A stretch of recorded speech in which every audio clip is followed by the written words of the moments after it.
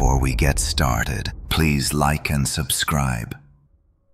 We know where you're watching from, and you can support the channel by clicking thanks or joining. The old photograph sat in a thin wooden frame on the desk of Michael Harris, a quiet school teacher who had always believed that the past should stay in the past. The picture showed a simple scene, a family of 4 standing in front of a white farmhouse under a clear sky. Their smiles looked stiff but harmless, as if frozen in a moment none of them fully understood. Michael found the photo inside a dusty box when he moved into his late uncle's house, a narrow place on the edge of Hollow Creek where people whispered more than they spoke. Nothing about the house felt welcoming except for the faint scent of old pine that lingered in every hallway. The photo was the only object he decided to keep on his desk because something about it pulled at him like a half-remembered dream. On his first night in the house, Michael sat alone preparing lesson plans. When the clock struck midnight, the sound echoed through the old beams, sharp and hollow. He looked up at the photograph without knowing why. His breath caught. One of the figures in the picture, the youngest child at the far left, had moved, just slightly but unmistakably. The girl who had been holding her mother's hand now stood a few inches apart, her arm lowered and her face tilted toward him. The change was impossible, but the details were clear, as if the paper itself had shifted while he was not looking. Michael rubbed his eyes, thinking fatigue might be playing tricks on him. When he checked again, the girl remained in her new position, staring outward with a faint tilt of her head, as though she sensed him. He set the picture face down and forced himself back to work, telling himself that the mind often misremembers small details. Still, his pulse stayed uneven. The wooden floor creaked with every movement of the wind outside, and the house seemed to breathe in slow, uneasy rhythms. When he finally went to bed, he kept the photo turned away from him, but the image of the child lingered behind his eyes. The darkness felt heavier than he expected. The next morning, sunlight crawled across the room like reluctant fingers. Michael lifted the photo again and studied it. Everything looked normal again. The little girl was back in her original place, hand in hand with her mother, expression frozen and blank. He almost laughed at himself, but the relief felt false, like a fragile shell covering something colder. He took the photograph to his kitchen table and examined the edges. The picture was old but intact, no signs of being altered. The ink was faded only slightly. He wondered if the photo belonged to his uncle,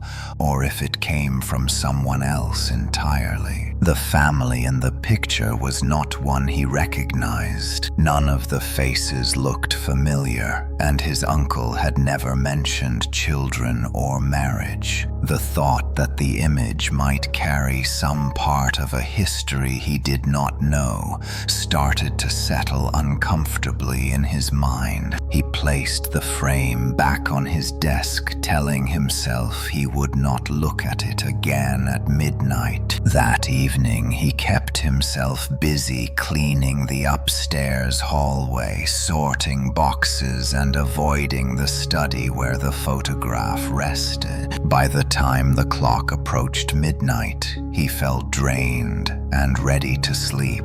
He turned off the lights and climbed into bed, ignoring the tug of curiosity deep in his thoughts. Then the house made a sound he had not heard before, a soft tapping like fingers on glass. It came from the study, slow, spaced out, gentle, but unmistakably intentional. Michael felt a cold line run down his spine. The sound stopped, then resumed. He stepped quietly through the hallway, his bare feet brushing the cold floor. The tapping grew louder as he approached the study, as though whatever caused it wanted him to enter. When he opened the door, the photo on the desk was no longer face up. It had been turned toward the window, tilted forward against the frame. The moonlight illuminated the glossy surface, and Michael felt a jolt of dread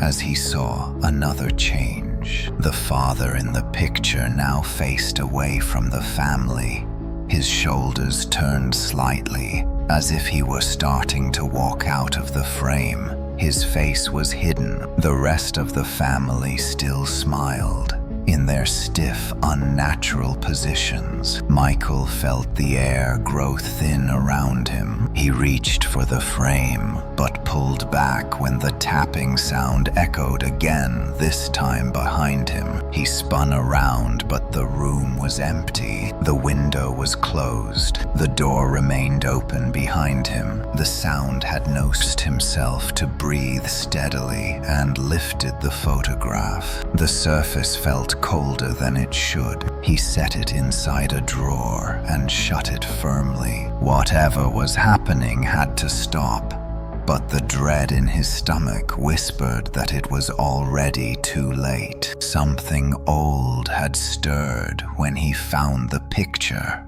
Something that had been waiting for a pair of living eyes to notice the shift. Sleep escaped him. All night he heard faint footsteps somewhere in the house, soft, cautious, the kind made by someone exploring unfamiliar ground. Michael pressed his pillow over his ears, but the sounds drifted through the walls like fog. When he finally fell asleep, he dreamed of the little girl from the photograph standing beside his bed, her eyes blank and her mouth slightly open, as if trying to speak but unable to form a sound. When morning finally broke, he opened the drawer with trembling fingers. The photograph lay still in the frame, unchanged again. He stared for a long moment, trying to understand. The changes only happened at midnight and always reverted by dawn. That pattern felt deliberate. He began to consider the possibility that the family in the picture was trying to tell him something, or worse,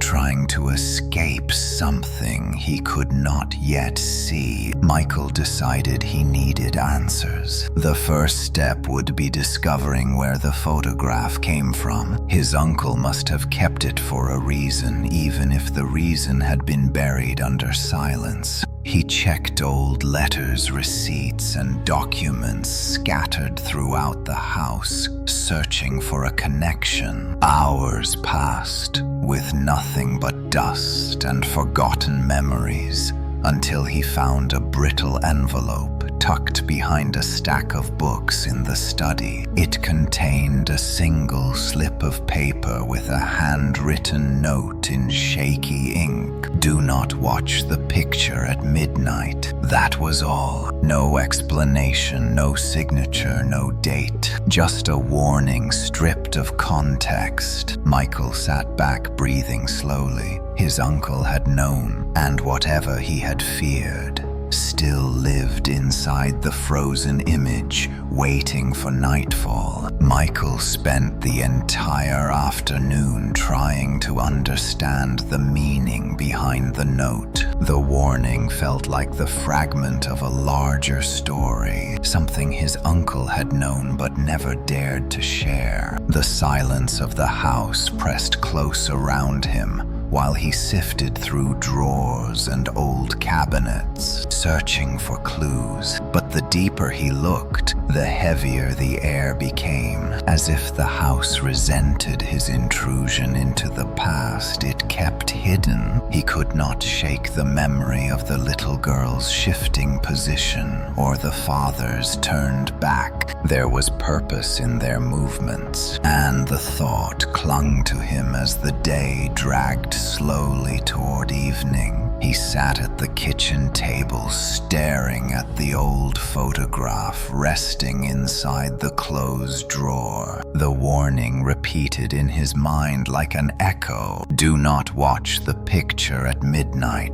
It was a simple direction, but he had already broken it, and whatever had awakened now seemed too aware of him to fade quietly back into stillness. He rubbed his temples and wondered what his uncle had seen, what had driven the man to hide the image away rather than destroy it. As the sun began to sink behind the tree line, the house darkened in slow increments. The shadows stretched across the floorboards like long, reaching hands. Michael stood and walked toward the living room where a box of unopened belongings waited. Among the items inside, he found a cracked leather journal. The cover was brittle and smelled faintly of mildew, but the pages inside were intact. The handwriting, shaky but deliberate, belonged unmistakably to his uncle. He flipped through the pages, scanning entries that spoke of sleepless nights, strange noises, and an overwhelming sense of being watched. One entry caught his attention. It was dated more than 15 years earlier. The picture changes only at midnight. It watches until someone sees. Then the shifting begins. Michael read the line twice. The phrasing suggested that the photograph was not merely changing, but reacting, waiting for a human gaze to acknowledge it. His uncle had written several entries about the image appearing in places he had not left it, or the sounds of faint crying coming from the study. Another passage stood out in trembling ink. The family in the picture was real once. They vanished without explanation in 1954. The farmhouse burned. Only the photograph survived. Michael felt the weight of the information settle in his chest. The family in the photo was not a random group of strangers.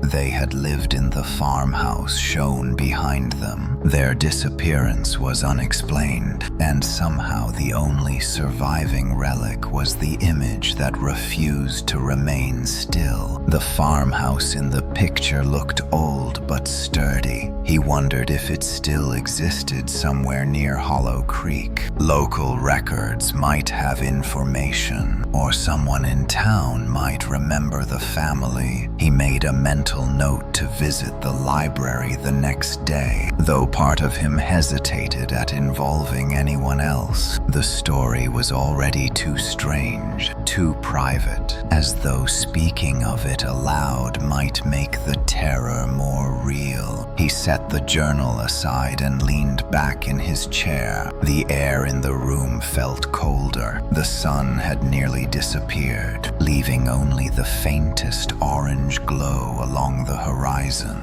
The shadows had grown deeper than they should have. When he stepped into the hallway, he felt the floor vibrate beneath his feet like a distant rumble of movement. He dismissed it as the house settling, but then a whisper brushed past his ear. He spun around, but no one was there. Trying to calm himself, he returned to the study. The desk felt like the epicenter of the unease. Its presence too focused, too heavy. He opened the drawer just enough to see the edge of the frame. The photograph remained motionless. Still, he slammed the drawer shut and backed away. He could not risk looking at it again until morning. Whatever force animated the picture did so under the cover of night, waiting for the hour when the world weakened and the past could slip through the cracks. He forced himself out of the room and made dinner, though he barely tasted it. The house hummed with unsettling sounds, faint tapping against the walls, a whisper of footsteps along the attic floor. A soft sigh carried through the vents even when no wind stirred outside.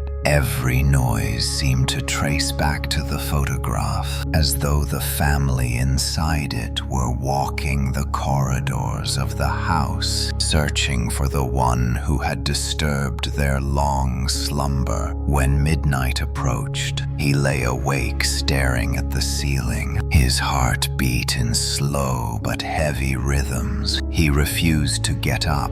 He would not watch the picture. He repeated the decision many times, gripping his blanket like an anchor. The warning from the journal rang in his mind. The picture changes only at midnight. It watches until someone sees, then the shifting begins. The house creaked as though settling under a heavy weight.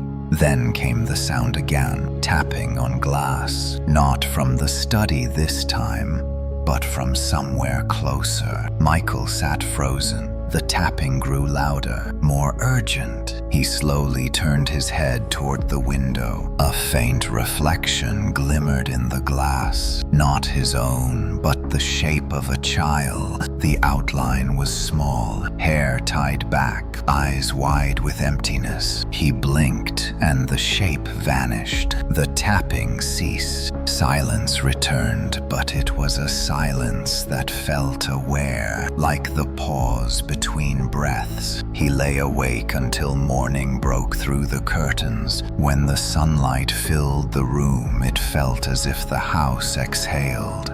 A breath it had held all night. He rose shakily and returned to the study. His hands trembled as he pulled open the drawer. The photograph was upright again, though he did not remember placing it that way. The family stood in their original positions, but the little girl's head tilted just slightly, no more than a degree, yet enough to suggest she had been looking at something that was now gone. He felt a wave of nausea as he realized the tilt matched the posture of the reflection he saw at the window. He needed answers more than ever. Something bound the family to the picture, something restless and incomplete. If the farmhouse still stood anywhere within reach, he needed to find it. The photograph was not merely haunted. It was a doorway left partially open, and the family inside it seemed to be trying to step through. Michael picked up the journal and a map of Hollow Creek. He traced the roads leading out of town, searching for any record of an old farmhouse that had burned decades ago. His fingers paused over an unmarked patch of land near the northern woods. The space was blank, but an old rumor echoed faintly in his memory. Locals sometimes mentioned an abandoned property no one dared to visit. It was said to be cursed by the smoke of a fire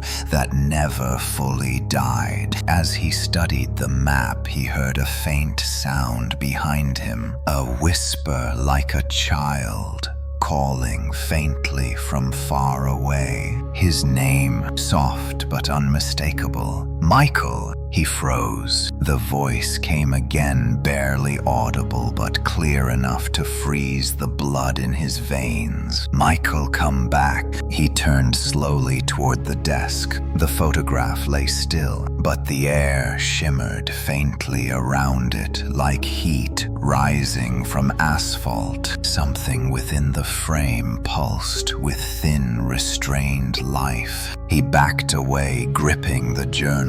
Whatever waited for him at the old farmhouse might hold the truth, but the path to that truth was already beginning to reach for him, drawing him closer with each midnight that passed. Michael woke before sunrise with the uneasy feeling that someone had been standing beside his bed throughout the night. The air felt too cold for early morning, and the silence pressed tightly against his ears, like the walls were holding their breath. He sat up slowly, scanning the dim room, half expecting to see the silhouette of the little girl from the photograph lurking in a corner. But the space remained empty still and unchanged. Only the faint outline of the trees beyond the window revealed the coming dawn. The memory of the whisper from the night before lingered like a splinter in his mind. "Michael, come back." The words seemed to echo inside him rather than fade. He repeated them silently, trying to understand what they meant. Come back to where? He had never been to the farmhouse, not in this lifetime, but maybe the connection he felt to the image suggested something older, something bound to the bloodline he shared with his uncle. As the weak light of morning settled over the house, Michael gathered the journal, the map, and a small flashlight. He could no longer ignore the pull toward the ruined farmhouse. Whatever happened there decades ago had woven itself into the photograph, and now that he had seen the changes and heard the whispers, he felt as though he had stepped into a story that refused to release him. He made coffee but barely drank any. His hands trembled too badly to hold the cup steady. The house still felt heavy with the presence of unseen eyes, watching, waiting. He refused to look at the drawer where the photograph remained, even though he sensed its awareness like a faint pulse spreading through the walls. After dressing, he stepped outside into the cool morning air. A pale mist clung low to the ground, curling around the grass like thin fingers. The quiet of Hollow Creek felt wrong, as if the town itself knew where he was going. Birds had not yet begun to sing, and the wind barely stirred. Michael locked the door behind him and approached his truck. The engine took a moment to turn over, and he felt an irrational fear that the vehicle would fail, refusing to take him where he needed to go. But it roared to life reluctantly, and he backed out of the driveway, heading toward the northern woods. The road to the old property was barely visible on the map. He drove slowly, studying the turns and the thinning trees. Hollow Creek had always been a small town, but the deeper he ventured into the outskirts, the more the landscape felt abandoned. Houses were scattered far apart, many of them worn down by years of neglect. Fences sagged under their own weight, and stray branches reached across the road, scratching against the truck like warning claws. As he continued north, the mist thickened until it obscured the road beyond a few car lengths. Michael exhaled slowly, trying to calm the tremor in his heartbeat. The farmhouse was real. His uncle had written about it. The photograph had shown it, and its remains were somewhere in these woods, waiting for him like a ghost, patient and unchanging. He forced himself forward. The biggest fear was not the burned land or whatever remnants lingered there. It was the possibility that the family in the photo might be more than restless spirits. They might be trapped, reaching out to anyone willing to see their silent suffering. After nearly an hour of navigating the twisting roads, he reached a narrow, unmarked path, almost swallowed by overgrown weeds. The truck could barely fit through, but he continued carefully pushing branches aside with the bumper. The path darkened quickly as dense trees surrounded him, blocking most of the morning light.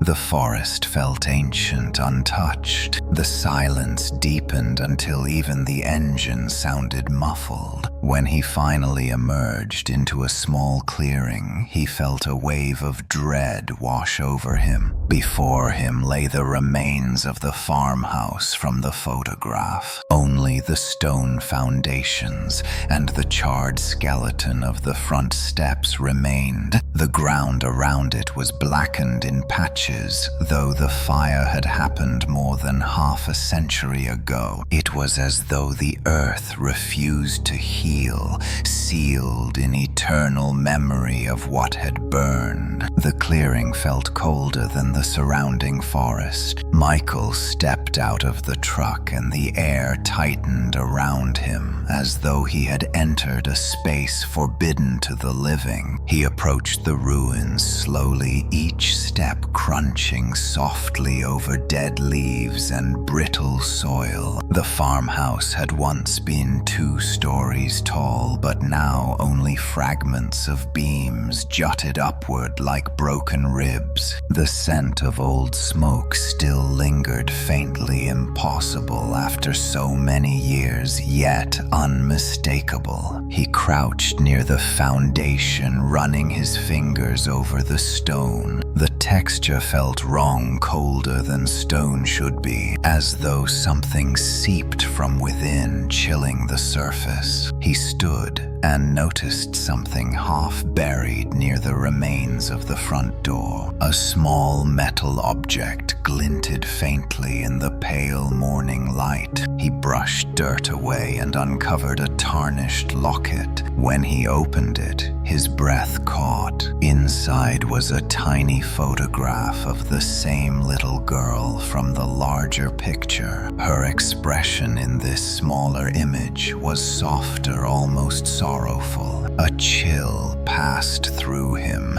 as he realized the locket must have belonged to her. He imagined her running from the burning house, clutching the jewelry desperately, but she had never escaped. None of them had. As he tucked the locket into his pocket, a faint whisper drifted across the clearing. Not the whisper of wind, a voice, soft, unsure. Michael. He spun around, scanning the shadows. The trees remained motionless. The air seemed to hold the sound like a lingering memory. He took a step back instinctively, feeling the weight of the locket pressing against his thigh. The whisper returned, closer this time. "Help us!" He staggered away from the ruins, his pulse racing. The clearing suddenly felt too small, too enclosed. The forest seemed to press inward, tightening around him. He backed toward the truck, but then froze as the mist near the farmhouse shifted. Slowly, painfully, the faint outline of a figure formed in the haze. Small, child-sized. The shape of the girl, her head tilted just like in the photograph. Her arms hung at her sides, motionless. Michael stared, unable to move. The figure did not walk toward him,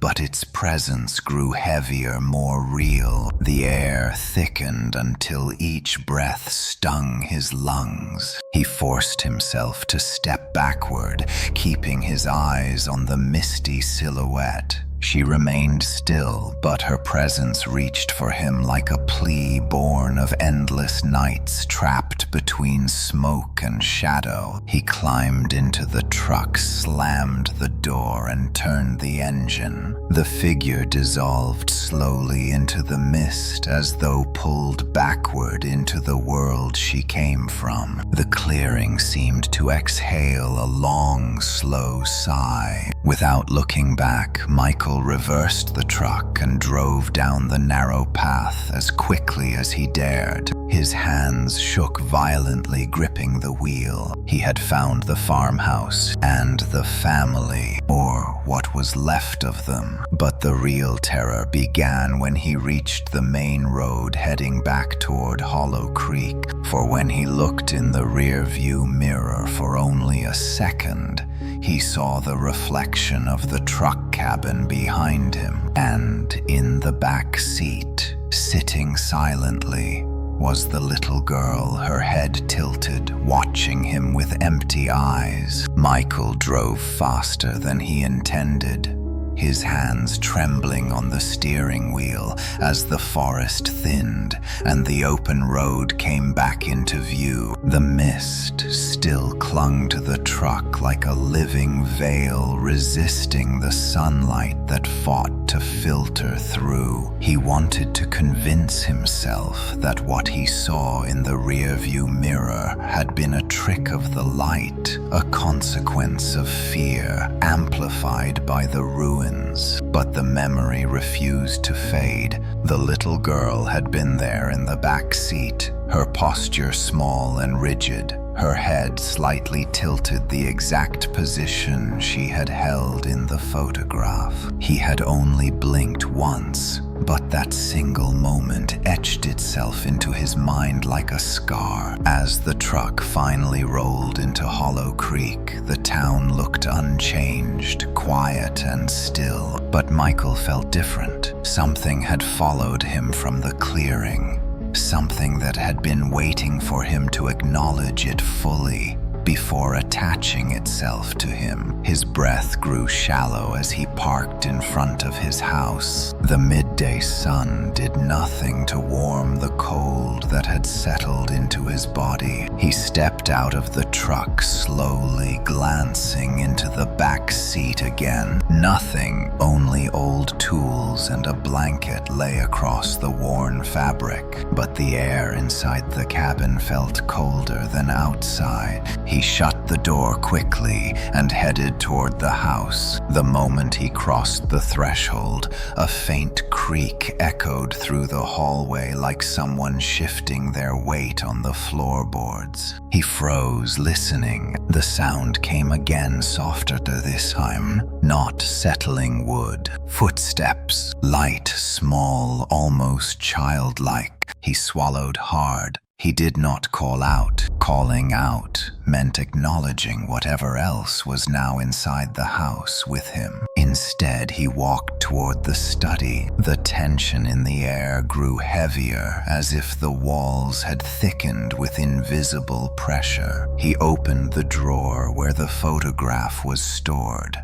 But the moment he looked inside, his heart lurched painfully in his chest. The photograph was no longer inside the drawer. The frame rested upright on the desk, though he had not placed it there since returning from the farmhouse. His breath quickened. The family in the image stood in their fixed positions.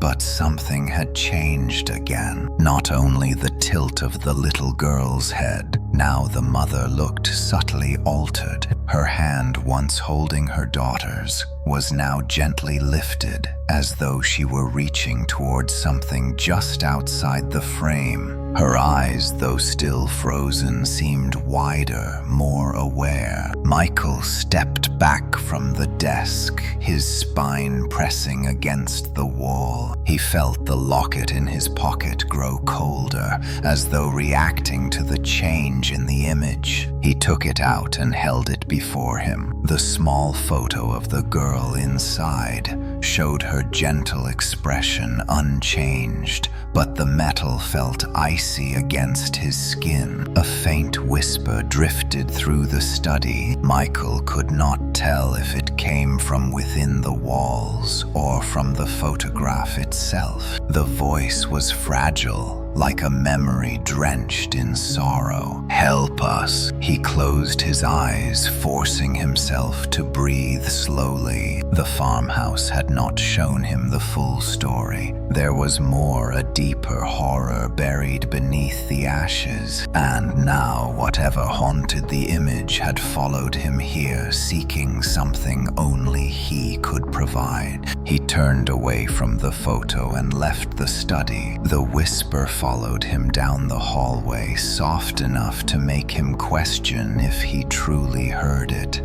but persistent enough to raise the hair on the back of his neck.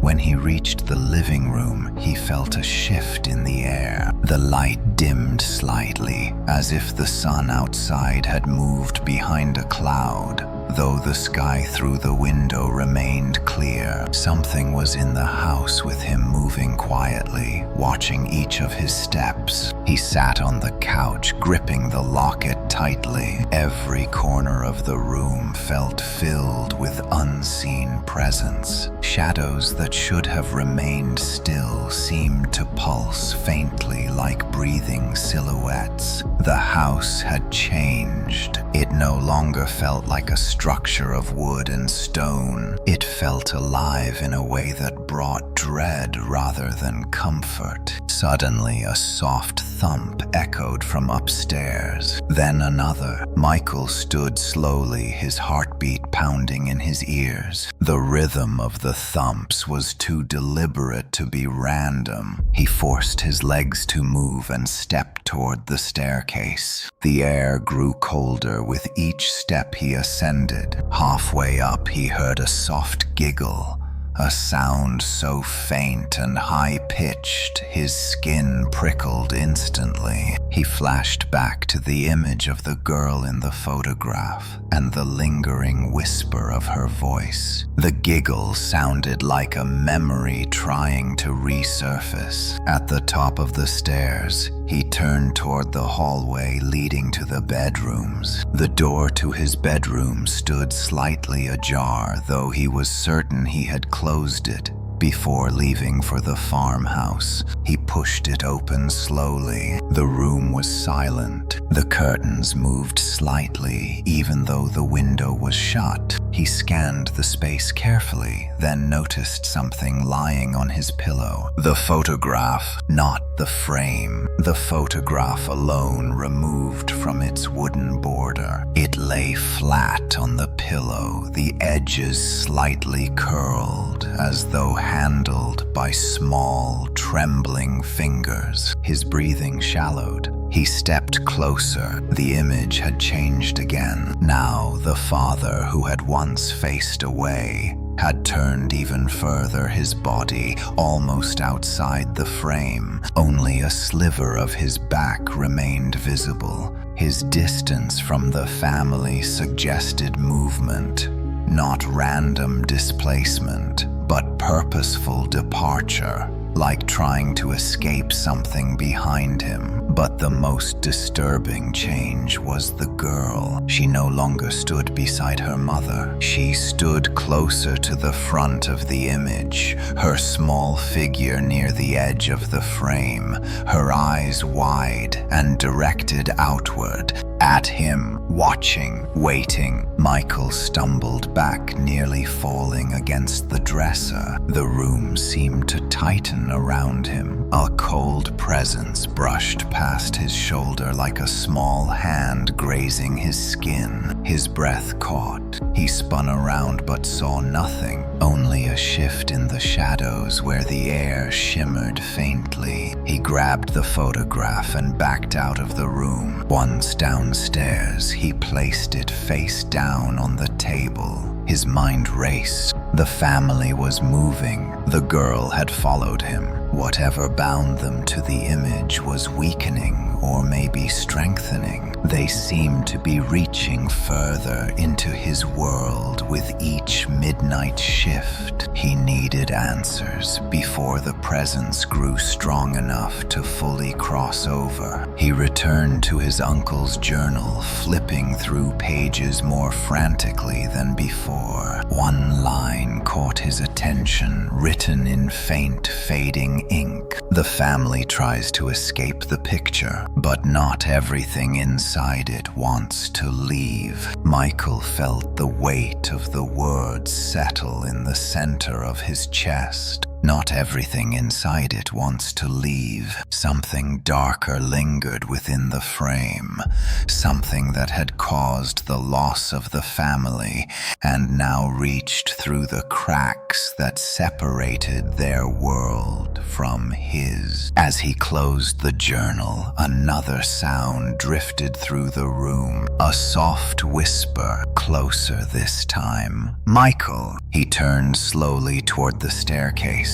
At the top of the stairs stood a faint shadow smaller than an adult, the height of a child. The silhouette did not move, but its head was tilted sideways in the same unnatural angle as the girl in the photograph. He stepped backward, breathing unevenly. The figure slowly faded into the dim air, leaving behind only the echo of its presence. Michael clutched the journal tight. Whatever haunted the picture was no longer contained, and midnight was coming again. Michael did not leave the house for the rest of the day. He could not bring himself to step outside knowing something had followed him home from the burnt farmhouse. The presence felt strongest near the staircase, where he had seen the faint silhouette earlier. Every time he passed the bottom step, the air grew colder, as if a small, shadowy figure lingered just out of sight, waiting. He tried keeping himself busy reading more of his uncle's journal,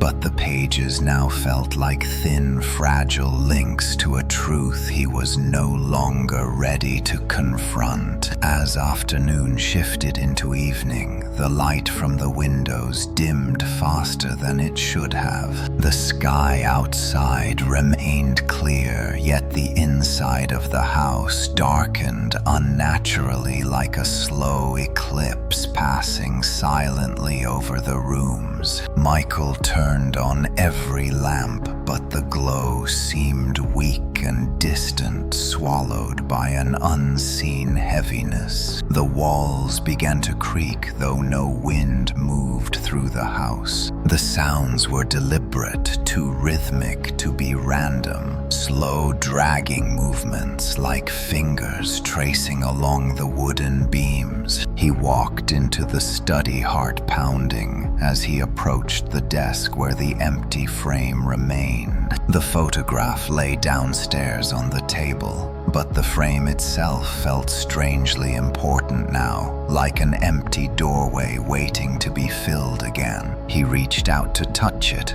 but pulled his hand back immediately. The wood felt unnaturally cold, the same cold he felt near the ruins, the same cold that followed him inside. As he stood there, the walls whispered, not creaked, whispered. At first it was faint, a soft brushing sound like breath sliding through cracks in the plaster. Then words formed, fragmented, trembling, desperate. "Help us, help us." The voices were layered, overlapping, fading in and out, as though spoken by multiple mouths, unable to fully form the sounds. He backed away, stumbling into the hallway. The whispering followed him, shifting along the walls like crawling shadows. He pressed his hands to his ears, but the voices came from inside his skull rather than the air around him. They begged, pleaded, whispered his name. "Michael, Michael, come back." He moved toward the living room, gripping the locket around his neck.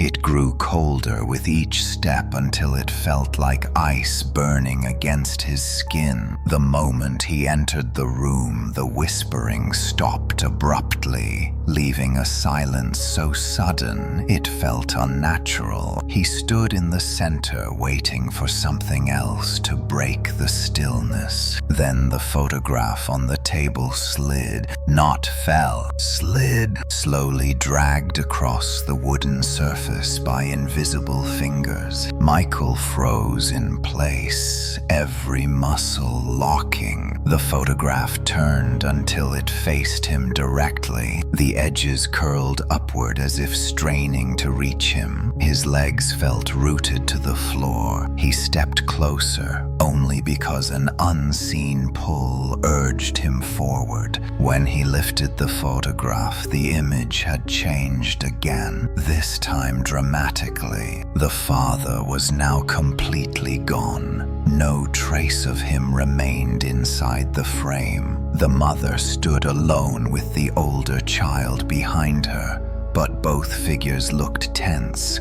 their stiff expressions twisted with fear. The little girl stood at the front, even closer to the edge of the image, her body facing outward, her eyes no longer blank but wide with silent pleading. Behind them, thick dark shadows filled the farmhouse background like a growing storm, swallowing everything it touched. Michael stumbled back, a sharp jolt of terror seizing his chest. Now that the father was gone, where had he gone? Did he escape, or had something taken him? The question lingered like a toxin in his thoughts. Then another sound rose from the walls, not whispering this time. Scratching. Slow, deep, dragging scratches tracing the outline of the room. He backed against the door, gripping the photograph tightly. The scratches grew louder, moving from wall to wall, like something searching slowly, methodically. The locket throbbed with cold against his chest. He looked toward the staircase,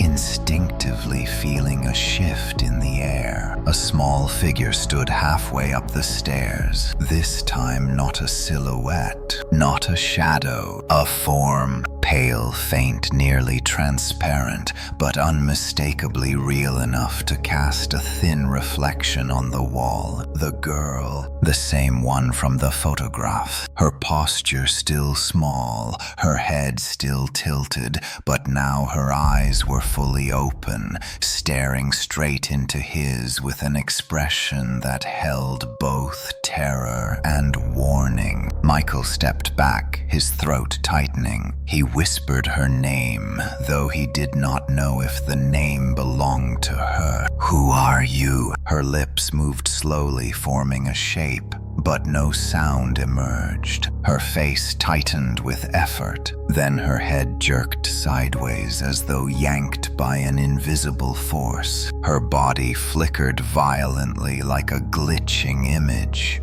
and she vanished, leaving a ripple in the air that pulsed outward. Michael gasped, the cold around him deepening. Whatever had taken the father was pulling at her, too, trying to drag her back into the dark. She had escaped only for a second, long enough to warn him. He ran to the study, grabbing the journal again, flipping through worn pages, searching for any clue on how to help her, how to understand what was happening. One passage caught his eyes, written in hurried, uneven ink. The girl tries to reach out. She is not the danger, she is the warning. Beware the shadow behind them. It moves when the father disappears. Michael swallowed hard, his heartbeat loud enough to drown out everything else. The father had disappeared, the shadow behind them had grown, and now the girl appeared in the house trying to warn him. But warn him about what? The lights in the house flickered violently. The air vibrated. The scratches grew louder and louder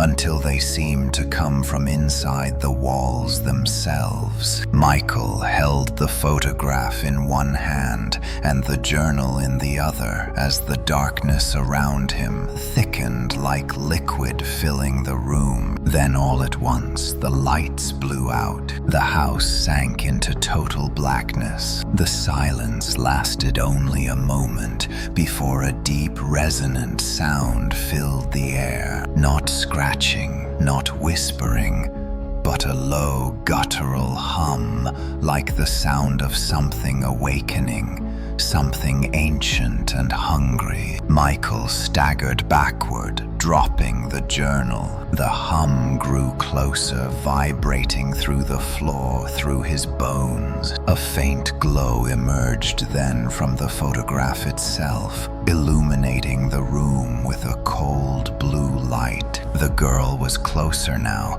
her figure nearly stepping out of the frame, her expression desperate. Behind her, in the darkened background of the farmhouse, something moved. A massive, shifting shape formed from swirling shadows, tall, wide, featureless, except for two hollow pits where eyes should have been. The darkness spread from the picture into the air around him, the edges of the room rippling like torn fabric. Michael screamed without realizing it and stumbled toward the door, but the house groaned violently as though trying to hold him inside. The hum rose to a roar. The darkness surged. The photograph pulsed with light, and the girl reached toward him, one hand breaking through the surface of the image as she whispered a single breathless word. "Run!" Michael stumbled through the dark, desperate to reach the nearest doorway. But the house pulsed around him like a living thing. Every wall felt too close, every beam too heavy, as though the structure itself breathed in slow, suffocating intervals. The cold blue glow from the photograph was the only light cutting through the darkness, and even that light flickered wildly, as though battling against an unseen force. Michael gripped the frame, trembling, unable to let go. The girl's hand that had momentarily reached through the image had vanished again, pulled back into the swirling shadows that now consumed the background of the photo. The single word "run" echoed inside his mind, repeating over itself like a heartbeat. But Michael could not force himself to move. The hum that filled the house deepened, vibrating through the floor and up his legs until his bones rattled. It was not a noise born from the physical world. It was a calling, a resonance tied to something ancient and malignant, something that had known his family long before he was born. Then the whispering returned, this time not from the walls, not from the empty rooms or the attic. It came from the darkness itself, the air bending and tearing as voices slipped out. Countless voices layered over one another in a constant ripple of sound, some pleading, some crying, some hissing in anger, and woven through all of them was a deeper voice, slow, deliberate, speaking his name in a tone that made the air shudder. "Michael!" He pressed his hands against his ears, stumbling backward. The darkness in the corners of the room thickened like spilled ink, spreading along the edges of the ceiling. The shape inside the photograph continued to grow, pushing forward with each pulse of the blue light. The girl was trapped behind it, flickering like a candle struggling against a storm. She reached again, but the shadow dragged her back each time. The floor beneath Michael trembled. The boards groaned under the weight of something unseen moving through the house. Heavy footsteps echoed from above, slow, deliberate, calculating. Whatever was inside the photograph was no longer confined to it. It was crossing through the cracks between worlds. Cracks that were widening with every passing second. Michael forced himself toward the kitchen, nearly tripping over the fallen journal. The hum followed him like a thick fog, swallowing the hallways behind him. He gripped the frame tighter, feeling the edges dig into his palms. His breath came in sharp, frantic gasps as he reached the back door. He grabbed the handle, pulled. It did not budge. The lock was open, the hinges intact, but the door would not move. It felt as though a great weight pressed against it from the outside, holding it shut. He turned to the living room, trying the side door, locked by the same invisible force. Every exit sealed, every pathway blocked. The voices grew louder, the walls trembled with them. He backed into the center of the room, the house closing in. His heartbeat pounded so hard his vision blurred. Then he heard it again, a giggle, soft, childlike, coming from somewhere behind him. He turned slowly, his breath frozen in his lungs. In the doorway leading to the staircase stood the faint outline of the little girl. She was clearer now, almost fully formed, translucent yet undeniably real. Her eyes glowed faintly with the same cold blue hue as the photograph.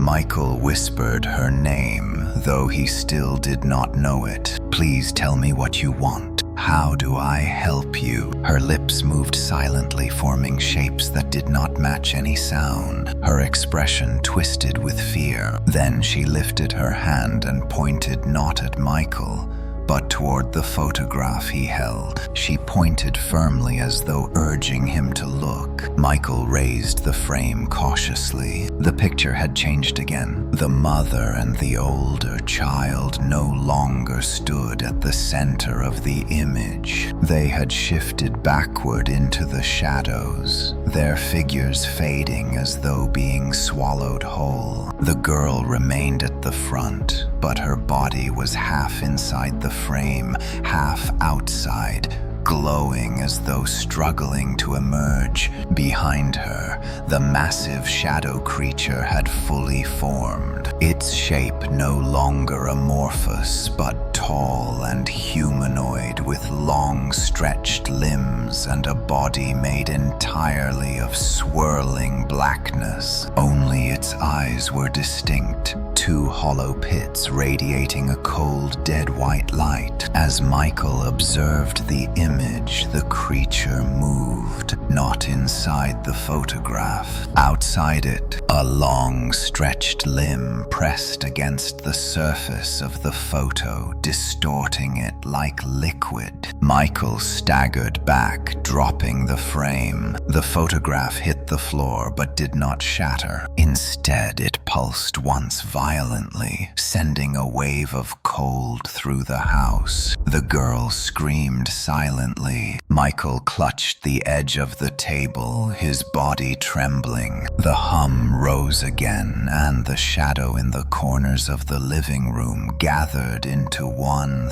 thick mass, rising from the floor, forming a shape that towered over him. The girl's faint figure flickered frantically, struggling to remain visible. She reached toward him again, this time pointing not to the photograph, but to the journal lying open on the floor. Michael dove for it, instinctively flipping through the pages, his fingers shaking uncontrollably. Words blurred before him until one passage came into focus. Written in his uncle's trembling hand, "The shadow feeds on eyes that witness it. The more you see, the closer it becomes. Do not let it stand fully formed. Break the bond, break the image." Michael looked at the photograph on the floor, glowing violently. The creature inside had nearly emerged fully, one of its hands already pressing through the surface. The girl pushed against the opposite side, trying to keep it contained. But her strength was fading. Break the image. His uncle had known. He had tried to warn him. The family had been trapped inside the picture because the shadow wanted them to be seen. And now that Michael had seen it repeatedly, the bond was stronger. Too strong. Michael grabbed the photograph, both hands trembling. The blue light flared. The shadow roared, a sound that shook the walls, a guttural, ancient anger. The girl's silent scream echoed through the room, begging him to act quickly. He raised the photograph above his head, ready to shatter it. Then the lights in the house surged back on for one blinding moment, and standing directly behind him, reflected in the glass surface of the photograph, was the father, gaunt, hollow-eyed, his mouth stretched open in a silent scream as one arm reached toward Michael, desperately pleading not to break the image, because breaking it would not free them. It would free the shadow. Michael froze,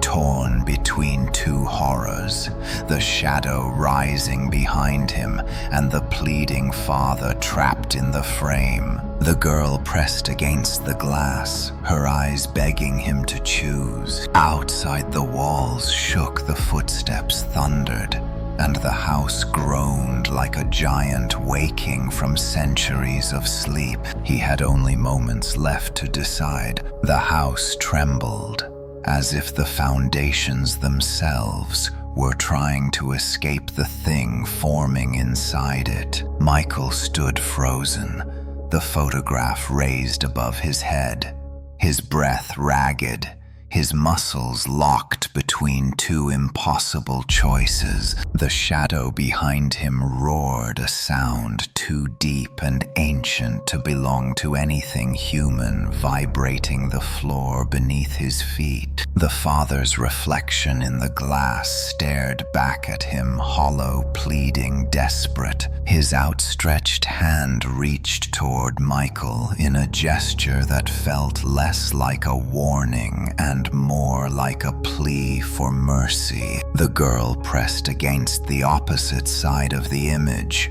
her small hands pushing against the surface as though trying to keep the creature inside. Her eyes were wide, brimming with terror. The mother and older child had nearly vanished into the swirling darkness behind her, their outlines fading into the creature's expanding form. The photograph pulsed violently, the frame bending under an invisible pressure. Michael's heartbeat thundered inside his skull. Break it and the shadow escapes. Do nothing and the family is consumed. The roar behind him grew louder, filling the room completely. The shadow rose higher, its massive form taking shape from the darkness around it. Long, stretched limbs reached outward, brushing the ceiling, leaving trails of cold, swirling air. Its hollow eyes fixed on him with the faint, pale glow that seemed to devour every bit of light left in the room. Michael lowered the photograph slightly, his hands trembling uncontrollably. He stumbled back until his shoulders hit the wall. The father's reflection flickered, his expression twisted with despair. The girl's outline dimmed for a moment, as though losing strength. The creature behind them expanded further,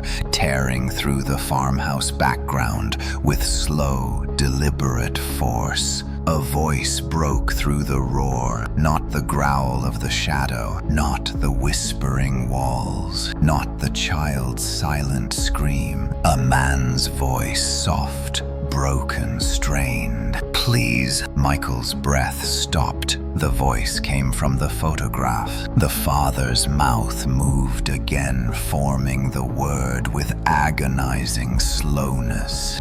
please." Michael felt the floor shift beneath him as the house groaned under the weight of the creature that had nearly crossed into the living world. A deep cracking sound echoed overhead. Plaster, falling from the ceiling in small fragments. The shadow's hand extended further, curling downward toward him, like a claw ready to snatch him from the ground. He had seconds left, maybe less. Michael tightened his grip on the frame, his vision blurring with terror. He forced himself to speak, though his voice barely escaped his throat. "What do you want me to do?" The girl's hands pressed harder against the inner surface, the light around her flickering like a dying flame. Her gaze locked onto Michael's eyes, and for a moment, everything else faded. The roar quieted, the trembling paused, even the shadow seemed to halt its advance. Her lips moved, forming a single shape. "Stop!" Michael's pulse pounded at his temples. "Stop what?" "Stop the shadow. Stop breaking the image. Stop looking. Stop running." He could not decipher it. She repeated the motion again, more urgently, her face contorting as though she were fighting something inside the frame, pulling at her. "Stop him!" Michael looked at the father. The man's face was hollow and anguished, his body trapped midway between existence and oblivion. His reflection shimmered unnaturally, the edges of his form glitching like a broken signal. The mother and older child behind him were nearly consumed by the darkness. Michael's mind raced. The shadow was not trying to escape the photograph. It was not seeking Michael, not directly. It was feeding on the family, feeding on the witness, feeding on the image itself. And the father had been fighting it first. Perhaps for years. Michael lowered the photograph closer to his chest. The roar behind him rose again, furious and hungry, sensing hesitation. The girl flickered violently, her outline twisting as the shadow pulled at her with renewed force. Her tiny face contorted in pain. "Stop him!" The father's eyes widened, as though realizing Michael had understood. His figure lunged forward inside the frame, reaching for the edge of the image, his movements frantic and sharp. "No!" Michael gasped, stumbling backward. The father was not trying to help the girl. He was trying to break the boundary from the inside, to free himself, to let the shadow feed fully, to let the darkness escape. The girl had been trying to keep him inside, keep him bound, keep the shadow contained. Her presence was the warning, the light, the barrier. The father's presence was the breach. Michael felt the truth claw its way into his mind. The father was the key. The father was the anchor. The father was the one holding the shadow inside the image, but also the one trying to tear it open. If Michael shattered the photograph, the shadow would be freed. If he did nothing, the father might escape on his own. Either way, the house, the town, his world would be consumed unless he severed the connection. The journal's warning flashed through his memory. Break the bond, not the picture. The bond. Michael tightened his grip on the frame, raised it again, then instead of swinging downward, he twisted it sideways, snapping the wooden border cleanly away from the photograph inside. A scream erupted from the picture, loud enough to shake dust from the rafters. The father's figure contorted, twisting violently, his arms jerking backward as if yanked by a force stronger than gravity. The swirling darkness behind him surged forward, devouring his outline. The girl's light burst outward in a blinding flare, filling the entire room with cold white radiance. Michael dropped the broken frame, stumbling backward, shielding his eyes as the photograph glowed brighter and brighter. The shadow behind him roared in fury, its form dissolving into smoky tendrils that whipped through the air like angry serpents. The house trembled, walls cracked, floorboards split, then silence. The light faded slowly, leaving the room dim and still. Michael lowered his hands, trembling violently. The photograph lay on the ground alone and unframed. The image showed only the farmhouse ruins.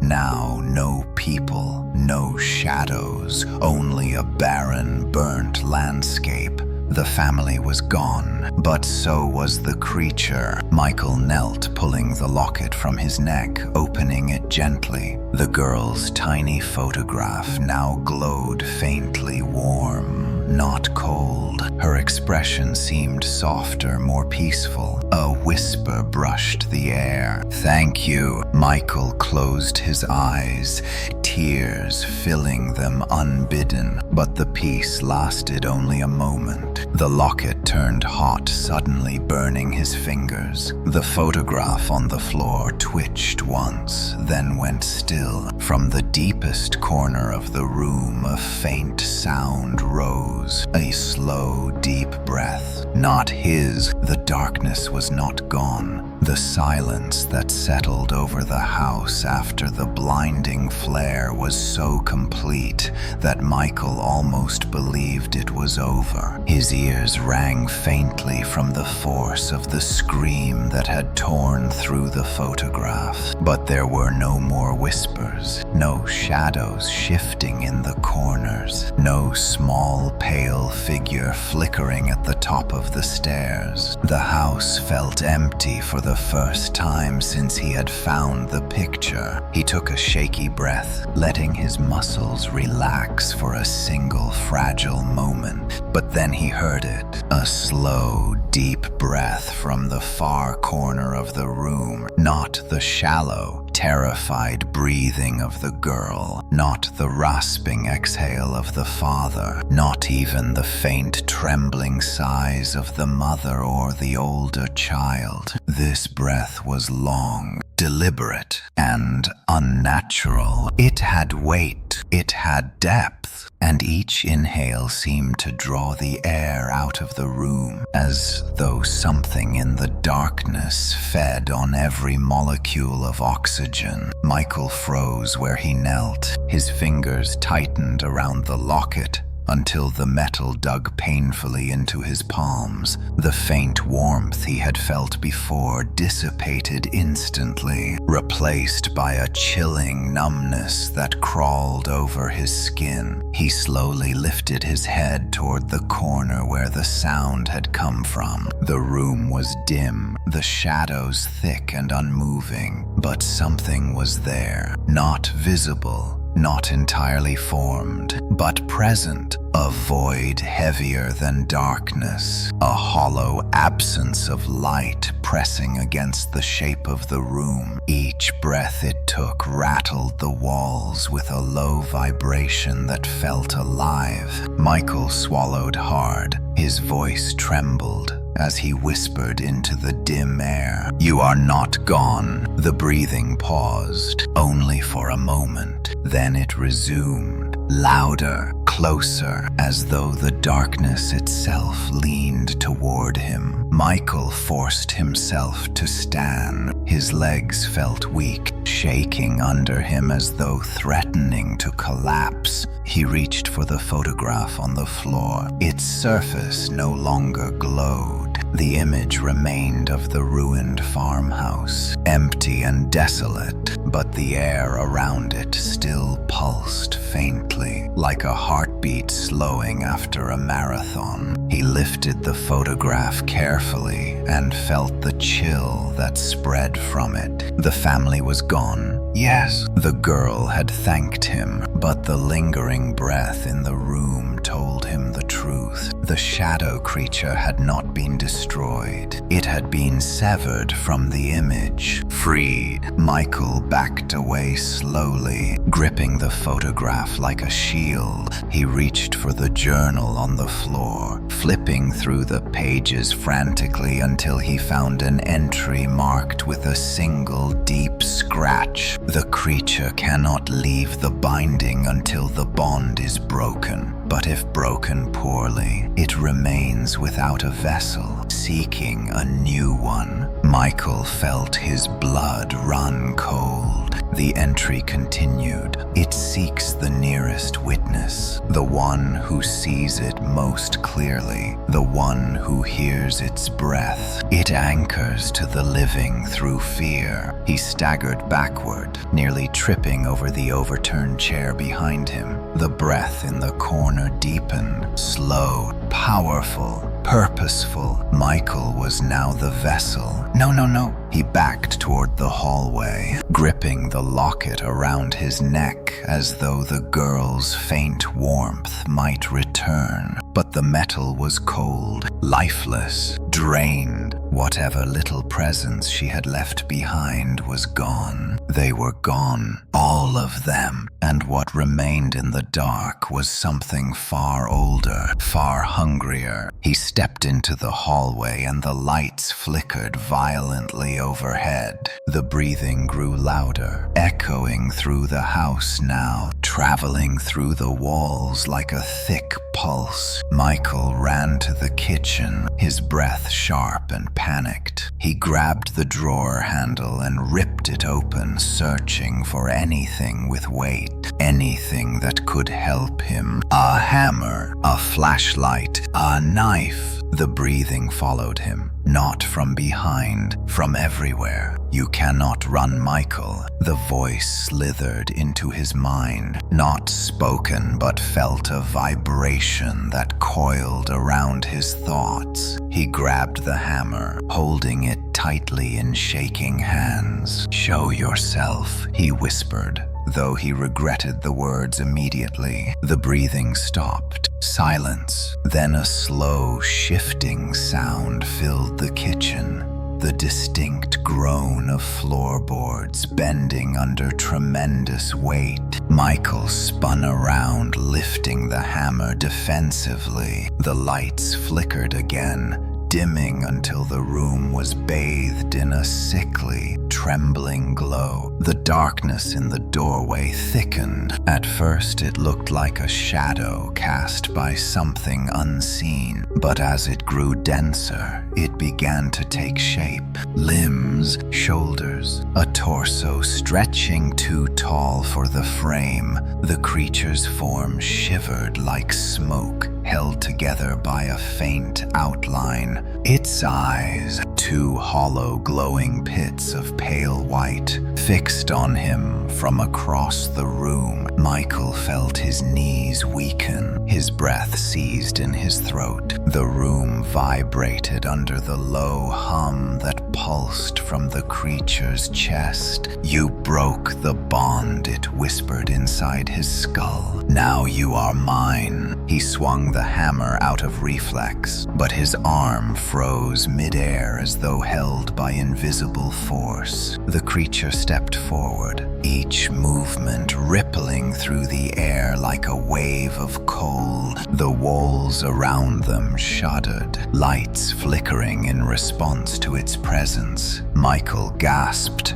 as the hammer was pulled from his hand, by something that felt like gravity twisting sideways. It clattered across the floor, sliding into the dark beneath the counter. The creature lifted one elongated arm slowly and pressed it against the wall. The surface rippled outward like disturbed water. Then the shadow spread across the plaster, expanding like a stain of ink.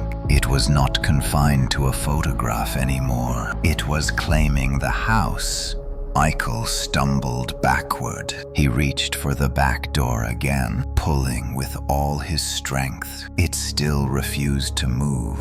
The air behind him grew colder. When he turned, the creature had stepped fully into the kitchen. Its body towered over him, its limbs impossibly long, bending slightly like softened branches. It leaned forward, its face inches from his. "You saw me too clearly." Michael staggered away, nearly falling as the creature reached for him. Its hand passed through the air, leaving streaks of darkness behind like scars. He ran up the stairs, down the hallway, into his bedroom. He slammed the door and locked it, though he knew it would not stop anything. His chest heaved with panicked breaths. The house groaned loudly under the creature's presence. The photograph flickered in his hand, as if reacting to the creature's proximity. Then the whisper came again, not the shadow's voice, a girl's. "Michael." He froze. The voice was faint, weak, trembling. He looked around the room, wild-eyed. "Michael, help me." It was coming from the locket. He lifted it quickly, opening the small metal piece with trembling thumbs. The girl's tiny photograph inside flickered faintly, her expression shifting from peaceful to fearful. He whispered to her, "Tell me what to do." The locket pulsed once weakly. Then the girl's faint voice whispered one final word, trembling with urgency. "Hide." The word echoed through Michael's mind with a force that felt too large for the tiny voice that spoke it. "Hide." The girl's whisper trembled from the locket,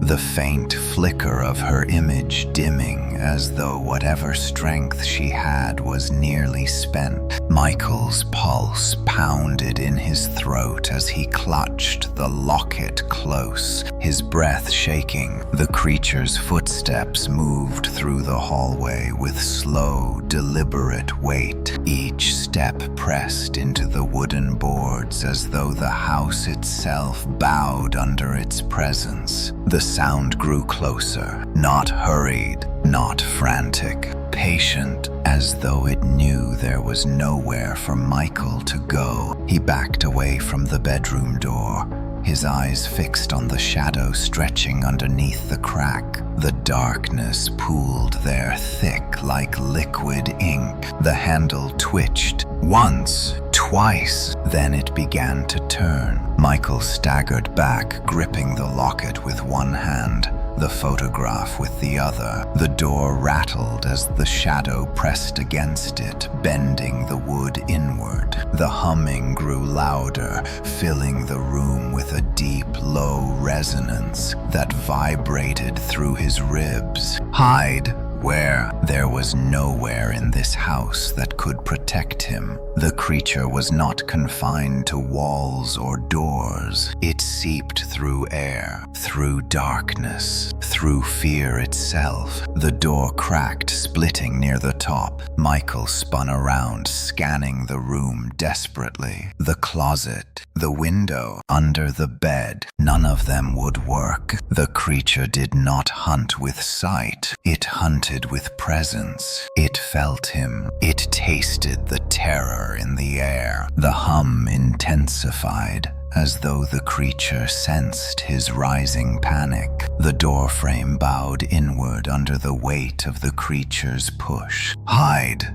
Michael's eyes darted to the one place he had not considered, the attic hatch above the far corner of the room, a small wooden panel barely large enough for a person to squeeze through. For years it had remained shut. His uncle had never mentioned it. Michael had never thought to open it, but now it called to him. The creature's hand shoved through the door, a long, twisted limb of darkness streaked with faint veins of cold white light. It clawed along the interior panel, leaving trails of frozen air behind. The door creaked violently. Michael ran. He grabbed a chair, dragged it beneath the attic hatch, and climbed atop it. The chair wobbled beneath his shaking legs. He pushed upward at the hatch. It did not move. He slammed his palm against it, the wood refusing to budge. Below him, the door cracked further, a section splitting open as the shadow forced its way through. Michael hit the hatch again. Harder. It clicked. A faint shift. A breath of cold air leaked downward. He pushed again with every ounce of strength left in him. The hatch swung open with a loud groan, dust raining down around him. He grabbed the edge, pulled himself upward. The chair tipped sideways, crashing to the floor. Michael scrambled inside, gripping the floorboards of the attic as the creature's hand burst fully through the door below. He slammed the hatch shut behind him, plunging the attic into darkness. For a few seconds there was no sound but his own ragged breathing. The darkness above him felt suffocating, small dust particles drifting like suspended ash. He crawled backward until his hand touched a wall, then pulled his knees to his chest. Below him, the creature entered the room. He heard it, the slow, dragging hum, the weight of its steps, the smell of cold air that seeped through the floorboards. The creature moved with deliberate purpose, pausing directly beneath the attic hatch. A long silence followed. Michael felt its presence rising upward,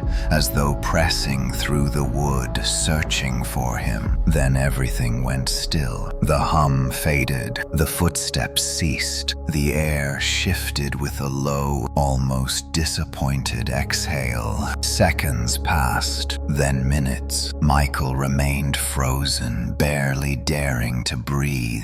His lungs burned for oxygen, but he forced himself to remain still. He waited until the silence stretched so long it became unbearable. Then something whispered behind him. "Michael!" He whipped around his heart, stopping entirely for a second. The attic was pitch black. He could see nothing. He scrambled backward, palms scraping against old wooden boards. The whisper came again, weak, trembling, familiar. "Michael." It was the girl's voice from the locket, but this time not from inside the metal. It was in the room. A faint blue glow flickered to life near the center of the attic. The girl's small figure emerged slowly from the light, her form more translucent than ever. Her head was no longer tilted, her posture steadier, though her eyes were still filled with sadness. She reached out a small hand toward him, her voice barely audible. "You do not have long." Michael swallowed hard, his chest tightening. "What is it? What does it want?" She shook her head, her hair drifting like mist. "It wants a place to stay, a living place." His stomach twisted. "Me." She nodded once. "You broke the bond. Now it chooses what it wants. It wants you." Michael felt the attic spin around him. He pressed a hand to the floor, grounding himself. "How do I stop it? Tell me what to do, please." The girl stepped closer, her form flickering weakly. She held out her hand, gesturing for him to give her the photograph. With trembling fingers, he handed it to her. She lifted it gently. Her fingers passed through the paper slightly, as though it were made of fog. The image flickered white for a moment, then shifted. The burnt farmhouse dissolved, replaced by a strange, swirling void of pale light. "This is the threshold," she whispered. "If it enters you, it will stay forever. But if you send it back through this, it cannot return." Michael felt hope rise in his chest, though fragile. "Then how do I force it back?" The girl's face tightened. "You must let it find you." His breath stopped. "No, yes. It must claim you before you can cast it out." Michael shook his head, backing away. He felt the cold seep through the boards again, the creature's faint hum rising somewhere below. It was returning. The girl's voice grew softer. "I will help you, but I cannot hold it for long." Michael forced himself to breathe, steadying his shaking limbs. He nodded once. "What do I do?" She held the photograph toward him, the swirling void glowing faintly. "When it touches you, hold onto its arm. Do not let go. Pull it into the threshold." Michael felt his pulse thundering through his entire body. He stood slowly, bracing himself, the photograph in his hand, the locket hanging cold around his neck. The attic vibrated as the creature's presence rose upward again, its breath filling the air with icy pressure. Michael whispered to himself, "I can do this. I can do this." The girl stepped back, fading into the shadows, her faint voice trembling. "Be strong, Michael." The attic hatch shook violently. The creature had found him. The attic hatch rattled so violently that the hinges screamed in protest. Dust rained from the rafters in a trembling curtain as Michael braced himself, the photograph clutched in both hands. The swirling white void inside the image pulsed like a heartbeat, each throb sending a cold gust across the cramped attic. The girl's faint glow had nearly faded, leaving behind only the trembling shimmer of her outline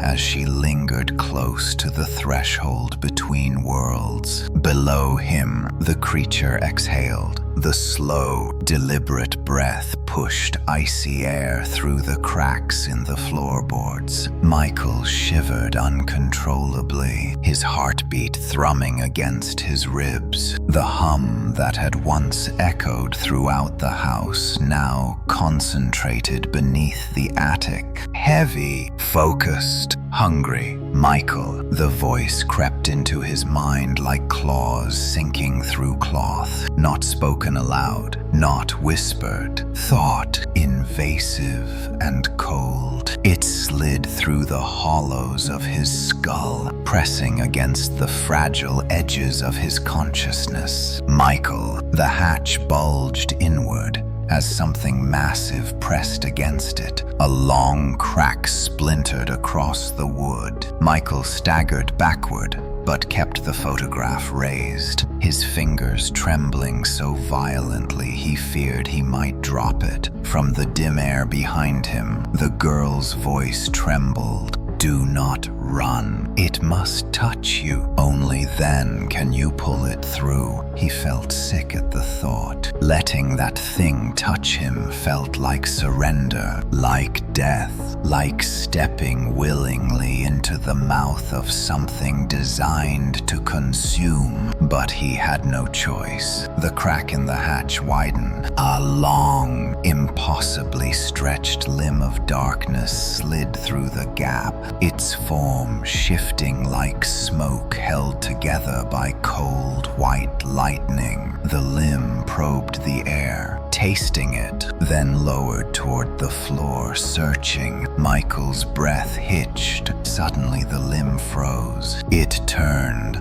toward him. Michael, the voice tightened around his thoughts like a fist. The limb twisted, bending in a sickening arc until it reached upward toward the attic's center. Michael raised the photograph higher, gripping its edges so tightly the paper creased beneath his fingers. The girl's voice flickered again. "Hold steady." The limb struck. It whipped forward with a violent rush of cold wind, slamming into Michael's chest. The force sent him crashing into the attic wall. The breath knocked out of him in a strangled gasp. Pain shot through his ribs, but the creature's arm did not retreat. It remained pressed against him, flattening him against the wall with crushing cold. The surface of the shadow was nothing like air or flesh. It felt like compacted smoke, thick, heavy, alive. Michael gasped as the cold seeped deeper into him, spreading down his spine like venom. His fingers spasmed around the photograph, but he refused to drop it. The voice filled his skull again. "You broke the bond. You opened the way. You belong to me now." Michael forced air through his lungs. Not anymore. He twisted his body, grabbing the shadowed arm with both hands. His fingers sank into the shifting darkness like plunging into wet ash. The arm jerked violently as though surprised by his touch. "Pull it. Pull it now." The girl's faint voice trembled with urgency. Michael drove his muscles into motion, dragging the creature's arm toward the photograph. The room shook violently as the shadow resisted. The floorboards groaned. The rafters cracked. Darkness swirled around him in violent spirals. The creature roared, a deep, ancient bellow that rattled Michael's bones and scattered old insulation from the beams above. The roar was not just sound, it was force, pressure, rage. The shadowed arm twisted in Michael's grip, threatening to tear away, but he held on with every ounce of strength left inside him. Inch by inch, he dragged the writhing limb toward the glowing void in the photograph. The swirling white center flared brighter, responding to the creature's proximity. The image pulsed with energy so intense, Michael felt it vibrating through his jaw. The girl stepped forward, flickering like a candle in a storm. "I will hold it open." She placed her small, translucent hands on the photograph.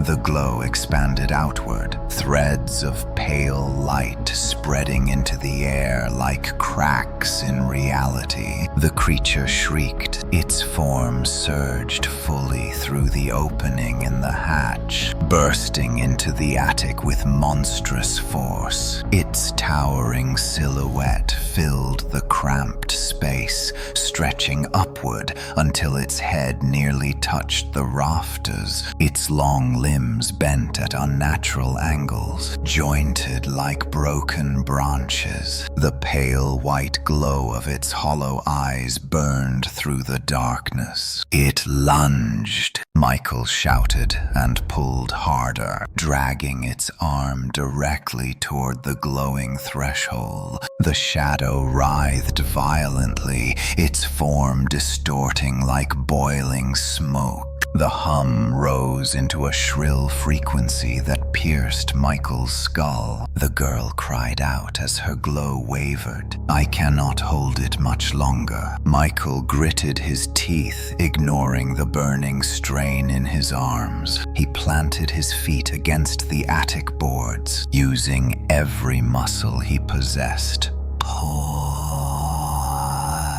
To pull the creature closer. The void flared brighter, until the entire attic was bathed in cold white lava. The creature's arm touched the edge of the threshold. The photograph exploded with force. Light burst outward in a violent shockwave, throwing Michael backward. He hit the far wall hard, gasping in pain. The shadow screamed as the void pulled at its form, ripping chunks of darkness from its body. Tendrils of shadow stretched into the threshold like liquid being sucked into a whirlpool. The creature clawed at the floorboards, leaving deep gouges as it fought the pull. Michael scrambled to his knees, grabbed its arm again, and pulled with all his weight. His muscles screamed, his lungs burned, but he did not let go. The girl's glow surged once more around the threshold, forming a circle of pale light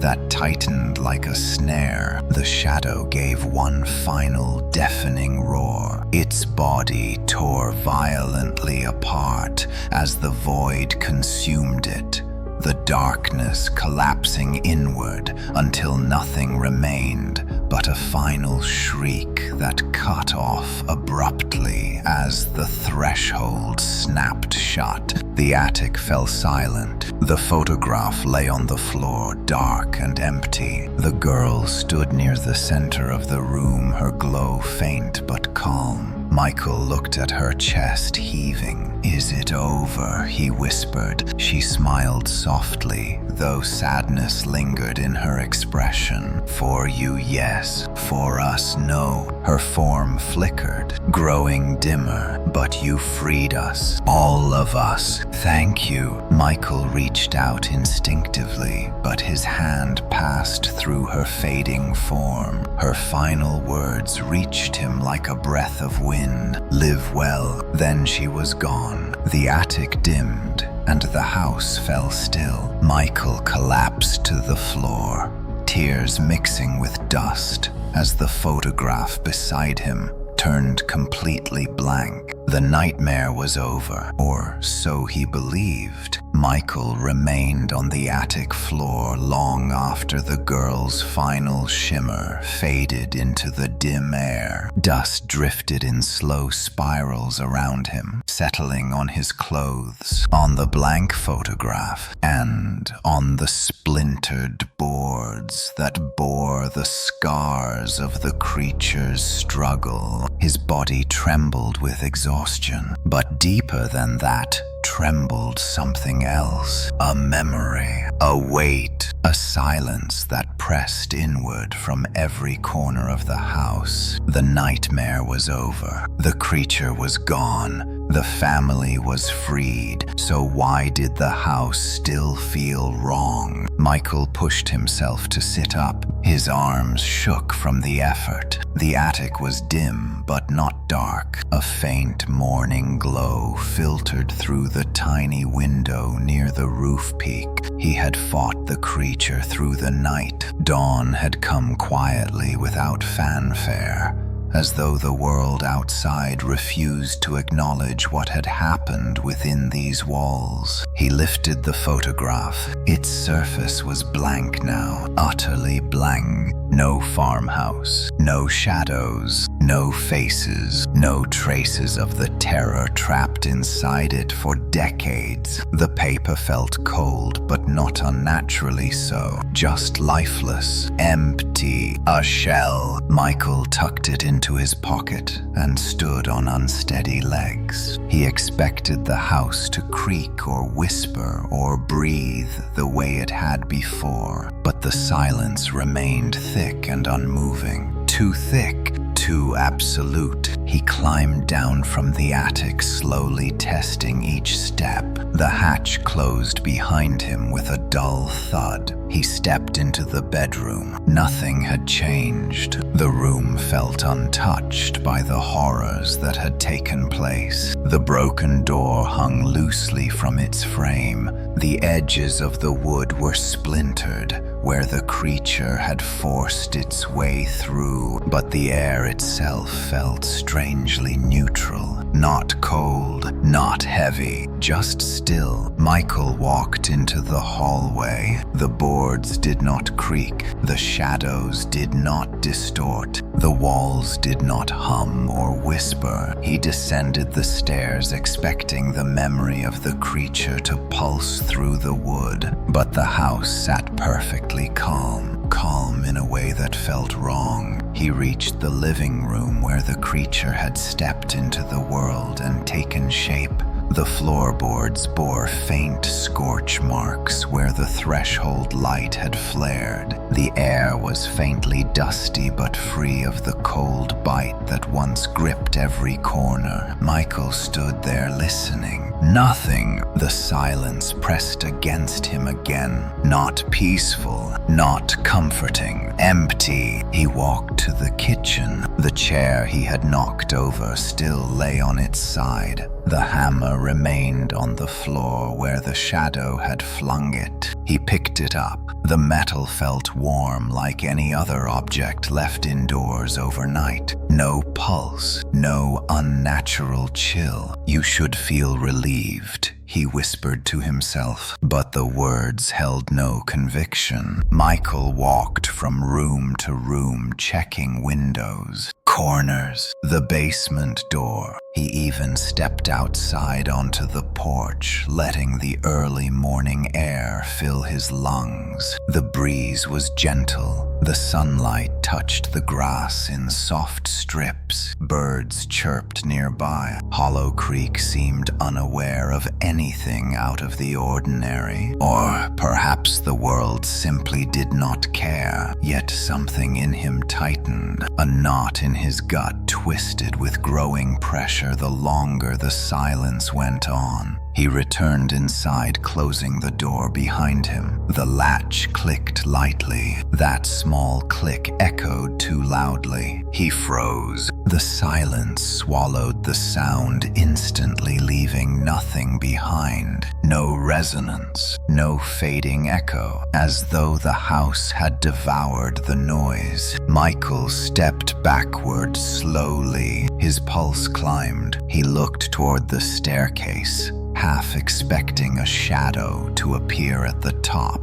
None came. He whispered hello into the room. The word vanished instantly. No bounce, no depth, no natural decay, only absorption. The house was holding its breath. Michael felt a cold prick along the base of his neck. He turned slowly, scanning the corners. The creature was gone. He knew it. He had seen it torn apart by the threshold, yet something lingered. Not the shadow, not the family, something new. He approached the study where he had first discovered the photograph. The desk sat undisturbed. The drawer remained open as he had left it. Papers lay scattered across the floor from the night's chaos, but as he stepped inside, a faint weight pressed against his shoulders. Like someone watching, Michael inhaled sharply. The air in the study felt thicker than in the rest of the house. Not cold, not warm, heavy. He reached for his uncle's journal on the floor, flipping through the familiar worn pages. Many entries he recognized. The warnings, the fear, the obsessive attempts to understand the photograph. But near the back, he noticed something he had not read before. An entry pressed deep into the paper with jagged, frantic handwriting. When the creature leaves the house,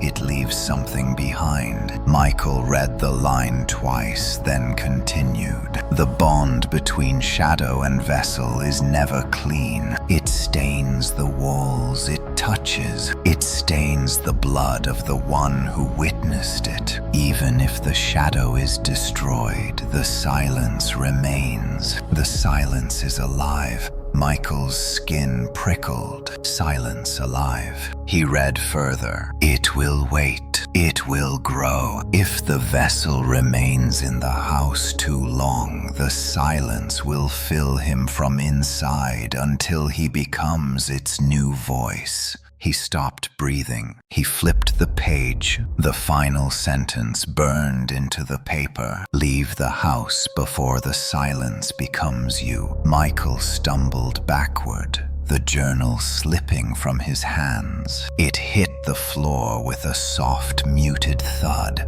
swallowed instantly by the unnatural silence. He ran. He grabbed his keys from the table. The sound of metal against wood vanished instantly. He opened the front door. The hinges made no noise, no groan, not even a whisper. The silence had seeped into the house entirely. He stepped outside. The silence followed. The air outside dimmed slightly, as though the morning itself bent inward. The wind died. The bird calls faded mid-note. The world around him held still. Michael's breath sharpened. He stepped off the porch. The silence pressed forward like a slow tide following his footsteps. His legs trembled. Run! He needed to run. He sprinted toward his truck. But with each step, the silence grew heavier, pressing against his ears, against his skull. The world blurred at the edges. Something inside him pulsed once in answer. The silence was not just following him, it was inside him. He reached the truck, grabbed the handle, and froze. His reflection stared back from the window, except the reflection did not move with him. The reflection did not blink. Michael staggered back. The reflection opened its mouth in a slow, unnatural motion. The silence is mine now. Michael screamed. No sound came out. Michael staggered backward from the truck window, his lungs heaving even though the scream trapped inside him had made no sound. His silent reflection stared back from the glass, its eyes dark and depthless, its mouth twisted into a shape that did not belong to him. The reflection lingered an impossible second longer before moving on its own. It smiled, slowly, deliberately, and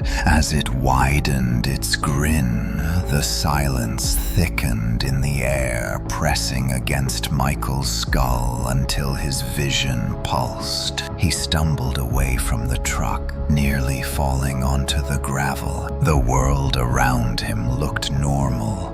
The trees unmoving in the breeze that no longer blew, houses standing in pale morning light, but everything felt wrong. Too still, too quiet. Even the colors of the world looked muted, as though sound itself had been the hidden light source that gave life depth. He clutched the locket. It was cold now, completely cold. Michael turned to run any direction away from the house, but the silence followed him like an unseen tide. Each footstep landed without a single crunch of gravel. His breath tore through his chest without producing the faintest exhale. He sprinted across the yard toward the tree line at the edge of the property. Halfway there, he froze. The silence was not just chasing him, it was guiding him, pushing him, directing him. Michael felt the pressure shift around his body, herding him toward a narrow path in the woods. A corridor of trees cast in unnatural stillness. Branches did not sway, leaves did not rustle. Not one bird or insect stirred in the underbrush. His reflection's final words haunted him. The silence is mine now. Michael Michael swallowed hard and stepped into the woods. He tried to keep his breathing steady, but the quiet amplified the beat of his heart, turning every internal sound into thunder trapped inside his ribs. He glanced over his shoulder. The world behind him blurred slightly, as if distance itself had been swallowed by the silence. He followed the path deeper into the trees. His steps were weightless. The forest floor gave no resistance, no crunch, no whisper. It felt as though he were walking on a painting rather than earth. He stopped once to place his palm against a tree. The bark was dry, warm, normal, but the stillness around it made the moment feel unreal. Then a figure appeared ahead. At first, a smudge of darkness, then a shape, then unmistakably human. Michael froze. Standing in the center of the path was his reflection. It did not mimic his stance, did not mirror his breath. It stood in a posture of its own, head tilted slightly forward, as though studying him with quiet hunger. Its eyes were the same shape as his, but they held no life, no light, only depthless dark filled with pressing silence. Michael took a step back. The reflection took a step forward. Michael's breath stopped completely. He spun and ran. Branches whipped toward him, yet made no sound when they struck his clothes. The forest twisted around him as the silence pulsed faster and faster, moving ahead of him, behind him, around him. No matter which direction he turned, the quiet deepened, funneling him towards something ahead. He broke through the trees and stumbled into a clearing. His heart seized. It was the burned farmhouse, the ruins, not the charred skeleton he had seen before, but whole, standing untouched, restored, like the photograph before it changed. Michael stared wide-eyed. The house was perfect white paint, intact windows, the porch clean and sunlit, yet no sound came from it. The breeze carried no creaking boards, no rattling shutters. Even the sunlight felt muted. The silence had brought him back. A faint shape stood near the porch steps. The girl, her form flickered blue and pale, barely holding together. She lifted her hand weakly. Michael, her voice trembled inside his skull, soft as memory. "You must go." He took a step toward her, desperate. "Tell me what this is. Why am I here again?" The girl shook her head, pain flickering across her small features. "It is not the house you knew. It is its echo, its memory. It is where the silence was born. It wants to finish what it started." Michael felt the air behind him shift. He turned slowly. His reflection emerged from the tree line, walking with a fluid, unnatural grace. Its movement seemed to distort the air around it, bending light slightly with each step. It did not blink. It did not breathe. It only stared at him, eyes dark and glistening with silent hunger. The girl's voice cracked with urgency. "Do not let it touch you. If it enters you fully, you will never speak or hear or exist again." Michael's throat tightened. "How do I stop it?" The girl flickered violently, her form dimming. She pointed to the farmhouse. Inside, the silence began there, and it can end there. Michael glanced between her and the oncoming reflection. Then he ran. He sprinted toward the farmhouse porch. Each step landed with unnatural softness. The reflection moved faster behind him, gliding instead of running, closing distance with inhuman ease. Michael reached the door and slammed his hand against it. It opened without a sound. He stumbled inside and froze. The house interior was identical to the photograph. Perfect. Frozen in time. Dust motes hovered without movement. Furniture sat untouched. The air was still. Too still. He turned to shut the door. The reflection was inches away. It raised its hand toward him, palm extended, its face expressionless but filled with consuming silence. Its presence pressed against him like a rising tide. In desperation, Michael lifted the blank photograph between them. The reflection stopped, its head tilted, its hand lowered slowly, almost gently. The photograph pulsed once in Michael's grip. A faint imprint appeared on the blank surface. A doorway, not drawn, not printed, forming. Michael blinked in disbelief. The girl's voice barely whispered, "It cannot enter what it cannot reflect. Use the doorway. Send it back." The reflection lunged. Michael pressed the photograph forward. The doorway blazed open. A silent vortex of white light burst outward, pulling the reflection toward it. The creature writhed its form, distorting and stretching, its eyes melting into pure darkness as it clawed the floorboards. Michael screamed but still produced no sound. The reflection's hand shot forward, gripping his wrist. Silence surged through him like ice. Michael pulled with everything he had, dragging the reflection toward the glowing doorway. The light consumed its limbs, tearing them apart like smoke. Then, with a final convulsion, the reflection was swallowed whole. The doorway slammed shut. The photograph went blank once more. Michael fell backward, gasping for breath, though no sound came. The silence remained. Worse, it was inside him. Even now, Michael lay on the wooden floor of the restored farmhouse, gasping for breath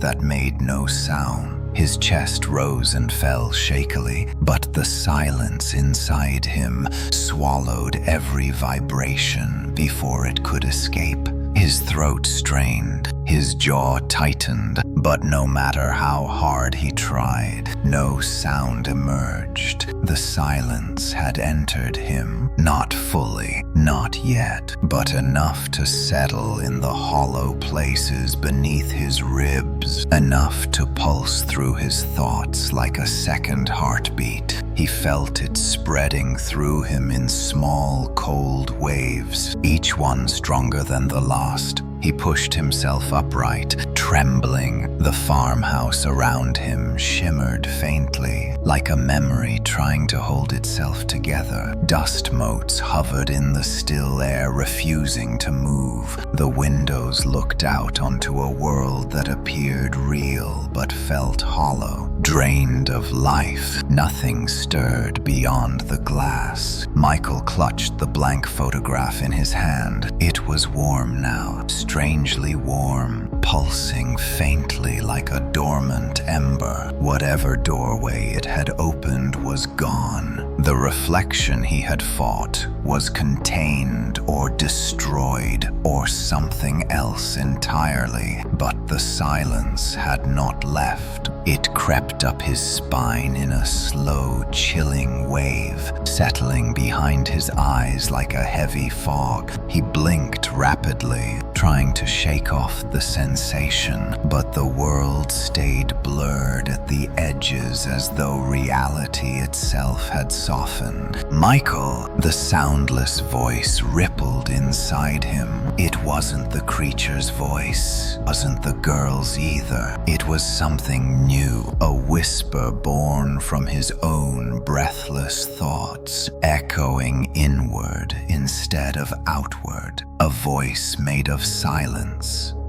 Staggered backward until his hand hit the wall. He tried to speak out loud. "Help! His lips formed the word. His lungs pushed it forward. Nothing, not even the faintest vibration. The silence inside him tightened like a clenched fist. He gasped without sound and stumbled across the living room. His footsteps struck the wooden floor with unnatural softness. No creak, no thud. The silence was stripping the world of response. He reached the front door. His hand closed over the knob and froze. Beyond the doorway, the world flickered, not like a light flickering on and off, not like a reflection, more like a glitch in reality, a seam pulling apart for only a fraction of a second. Michael stepped closer. The doorframe shuddered silently, the wood warping as though reality itself was bending around the edges of the farmhouse memory. He pressed his palm against the wood. It passed through. Michael jerked his hand back, heart lurching, his breath caught in his throat. He tried again, slowly. His fingers slid into the doorframe as though it were smoke. The farmhouse wasn't real. It was a construct, a memory given shape by the silence. A trap! Michael stumbled backward. The air around him dimmed slightly. The silence inside him pulsed. "You cannot leave yet," the voice returned, stronger, still not spoken, but vibrating through his thoughts with icy precision. Michael pressed his palms against his ears, though he knew it would do nothing. The silence was rooted deep within him. He closed his eyes tightly. "I will not be yours." He screamed the words internally. The silence responded with a slow, amused tremor. "You already are." Michael's breath trembled. He scanned the room desperately for something, anything that might help. His eyes fell on the staircase leading to the second floor. In the photograph, the family had often stood near the banister. The girl had always been closest to the stairs. She had warned him twice before. Maybe she would again. He ran up the stairs 2 at a time, though each step landed without sound. When he reached the upper hallway, he froze. A faint glow seeped out from the far bedroom.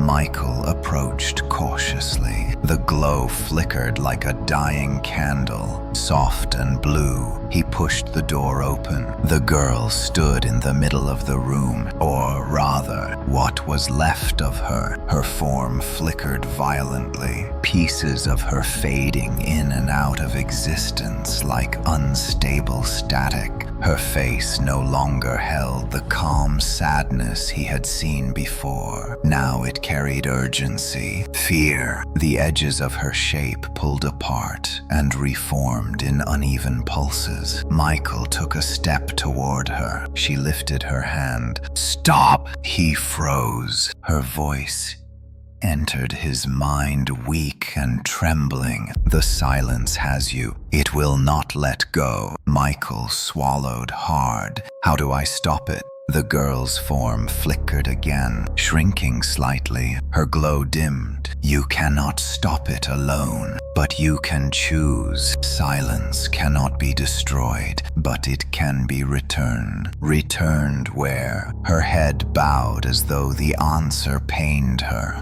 To its origin, to the moment it was born. Michael felt the floor tilt beneath him. The origin, the fire, the tragedy that trapped the family. The creature was not the beginning. It was the result. The silence had started long before the photograph. He gripped the locket around his neck. The metal pulsed faintly at his touch, as though the girl's presence resonated within it. Where is it? Where must I go? Her form flickered so violently, he feared she might disappear entirely. The basement. Michael's blood turned cold. In every story, in every nightmare, in every whispered tale, the basement was where darkness waited. The silence pulsed inside him almost eagerly, as though it knew he understood. The girl's voice weakened further. "Hurry, before it takes everything you are." She flickered again. The glow dimmed, then extinguished. She vanished. Michael stood alone in the room, his heartbeat pounding silently inside his chest. The air thickened, the walls seemed to close in. The silence pressed from within and without, tightening around him like a vice. He ran down the hallway, down the stairs, through the living room. He forced himself not to hesitate as he approached the basement door. It stood slightly ajar. A faint darkness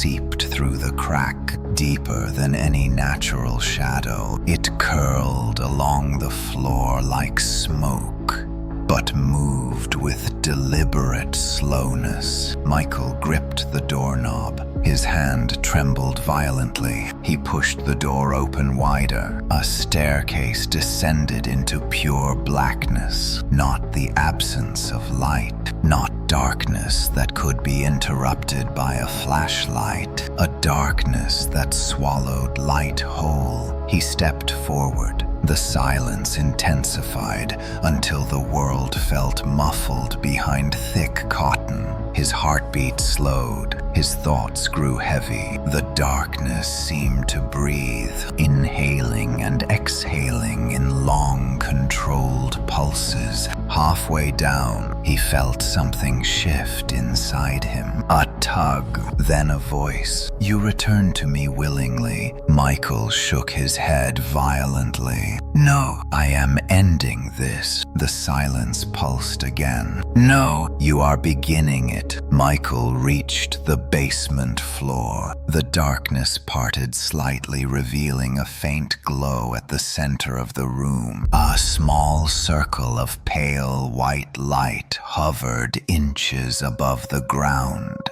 shifting like water disturbed by a single fingertip. The origin, the silence inside him surged toward it, pulling at his limbs, drawing him forward like a magnet. His body trembled under the force. He took one step, then another. The light expanded, responding to his presence. Whispers, memory echoes rippled around him, but produced no sound. Shadows of the family flickered in the air, the father reaching, the mother turning, the older child crying, the girl screaming a warning that never formed. Michael reached the circle of light. The silence inside him roared. "This is where you stay." Michael gritted his teeth, gripping the locket until the metal cut into his palm. "No!" He stepped into the circle, and the world collapsed into white. White swallowed everything. For a long, suspended moment, Michael felt weightless, as though his body had been erased and rewritten in the same breath. No floor beneath him, no ceiling above, no walls to hold him, no world at all, only the blinding expanse of pale light that stretched in every direction like an endless blank page, waiting for the first stroke of ink. Then the silence returned, not from outside, not from the house, not from the creature. This silence came from within him, swelling like a tide, pressing against the inside of his skull and spreading through the hollow space where sound once lived. He gasped instinctively, though no breath formed. His hands clawed at the empty air, searching for something to hold on to. Slowly, the white began to thin. Dark lines drifted through the brightness like ink dissolving in water. Shapes emerged, faint silhouettes, memories suspended in place. A farmhouse burning, a father screaming without sound, a mother reaching through smoke, a girl crying into empty air, a shadow rising behind them. Each memory flickered like a film reel without sound. Each image bent and stretched like a ribbon pulled too tightly. They hovered around Michael, spiraling him in a slow orbit as the silence inside him pulsed. Recognizing them, feeding on them, he realized then what this place was. Not the basement, not the past, not the world, but the origin, the birthplace of the silence, the wound that never healed. Michael took a shaking step forward. The ground formed beneath him only when his foot moved, as though the world depended on his intention to exist. The air itself felt heavy with memory. He whispered, or tried to, "Where am I?" The silence answered, "Where everything broke." Michael turned toward the voice, even though it came from nowhere and everywhere at once. The white parted, a form appeared, at first a silhouette, then a man, tall, thin, wearing charred clothes and eyes filled with an emptiness that consumed itself. His skin looked cracked like porcelain, exposed to too much heat. His face was familiar in a way that twisted Michael's stomach. The father from the photograph, but changed, burned, erased, rewritten by silence. Michael stepped back instinctively, but the father raised a hand, slow and fragile, as though the act of movement strained him. "You should not have followed it this far." The voice did not come from the man's mouth. It echoed inside Michael's mind in a hollow vibration carved from silence. Michael swallowed hard. His thoughts strained against the pressure inside his skull. "I did not choose this." The father lowered his head. "No one ever chooses silence. It chooses them." Michael felt the cold inside him twist. "What is this place?" The father turned slightly. The white around them darkened into shades of gray,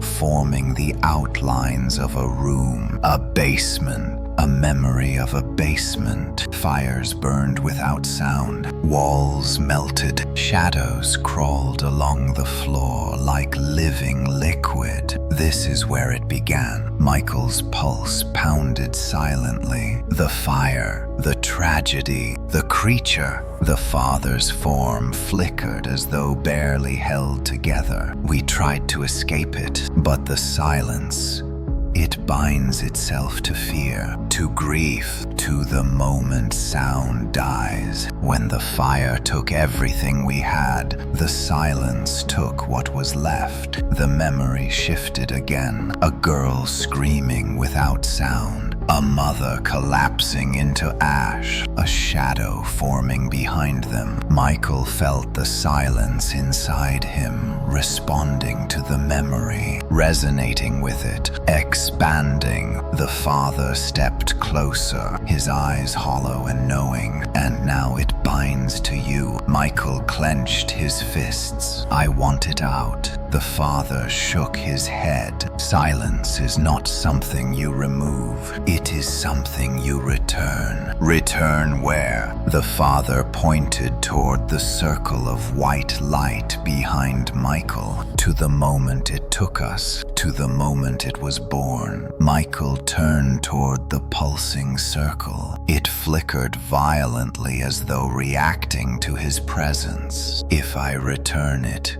what happens to me?" The father's form cracked. Further pieces of him drifting like ash. You become the echo. Michael felt dread coil inside him like a living knot. I do not want this. The father's expression softened almost sadly. Neither did I. The white around them trembled. Shadows thickened at the edges of the realm, forming long tendrils that crawled toward Michael. The silence inside him surged in answer, forming a rhythm that pulsed like a heartbeat. The father stepped back, his form disintegrating slowly. Hurry, it is coming. What is coming? The father's shoulders tensed. The silence, the true silence.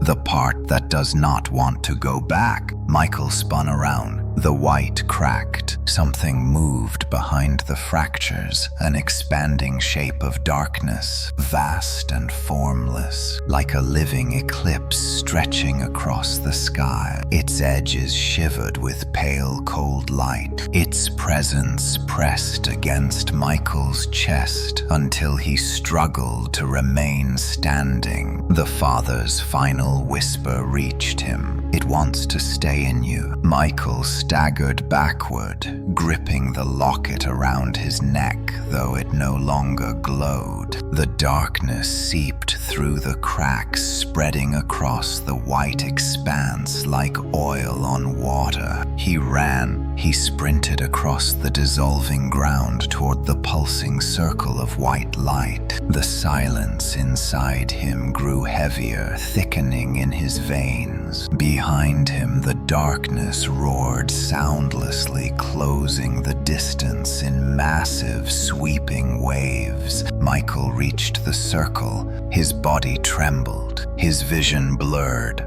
He hesitated. If he stepped into the circle, he might trap the silence forever, or he might lose himself to it completely. The girl's voice echoed faintly. Choose. Michael took a breath he could no longer hear and stepped forward. The darkness struck him at the same moment he crossed the circle. White collided with black. Soundless impact, soundless explosion, soundless pain. Michael screamed as the silence inside him fought violently, tearing at his thoughts, trying to rip itself free or consume him entirely. The circle pulsed again and again, faster and faster, until the entire realm dissolved in blinding white. Then everything went still. Michael opened his eyes. He was lying on a floor, not white,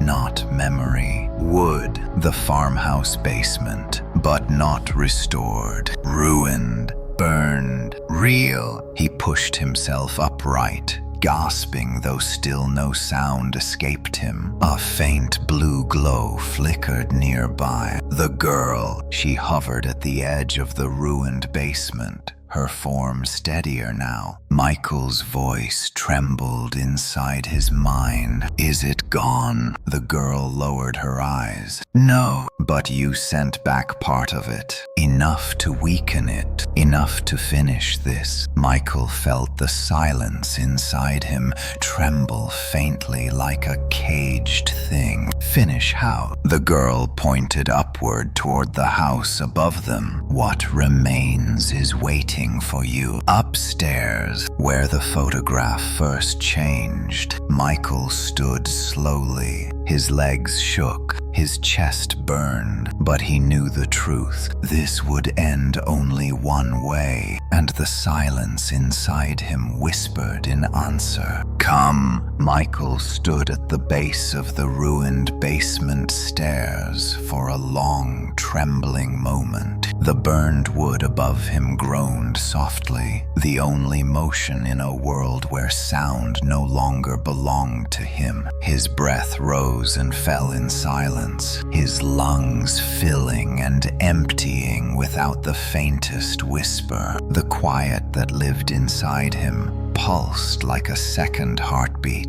pressing against the edges of his thoughts. The girl's fading glow wavered near the corner of the ruined basement, illuminating fragments of charred beams and fractured stone. Her blue light flickered across her small face as she lifted her hand again, pointing upward. "It waits for you," she whispered into his thoughts, "where everything began, where it first changed." Michael nodded slowly. He understood. The silence inside him trembled. Sensing his decision, he climbed the stairs. Each step gave under his weight, but made no sound. The quiet absorbed the creaks, the strain, the breathless fear rising in his chest. At the top, he pushed open the basement door. The wood moved stiffly, dragging through ash and broken glass. But again, no sound. He stepped into the hallway. The farmhouse interior had changed again. It was no longer the restored version he saw in the Silence realm, nor was it the abandoned ruin he first visited. Instead, it looked half-remembered, half-destroyed, a memory breaking apart, unable to hold form. Walls flickered between whole and burned. Shadows pulsed in the corners like living wounds. The staircase to the attic stood ahead of him, but the steps warped in and out of existence, as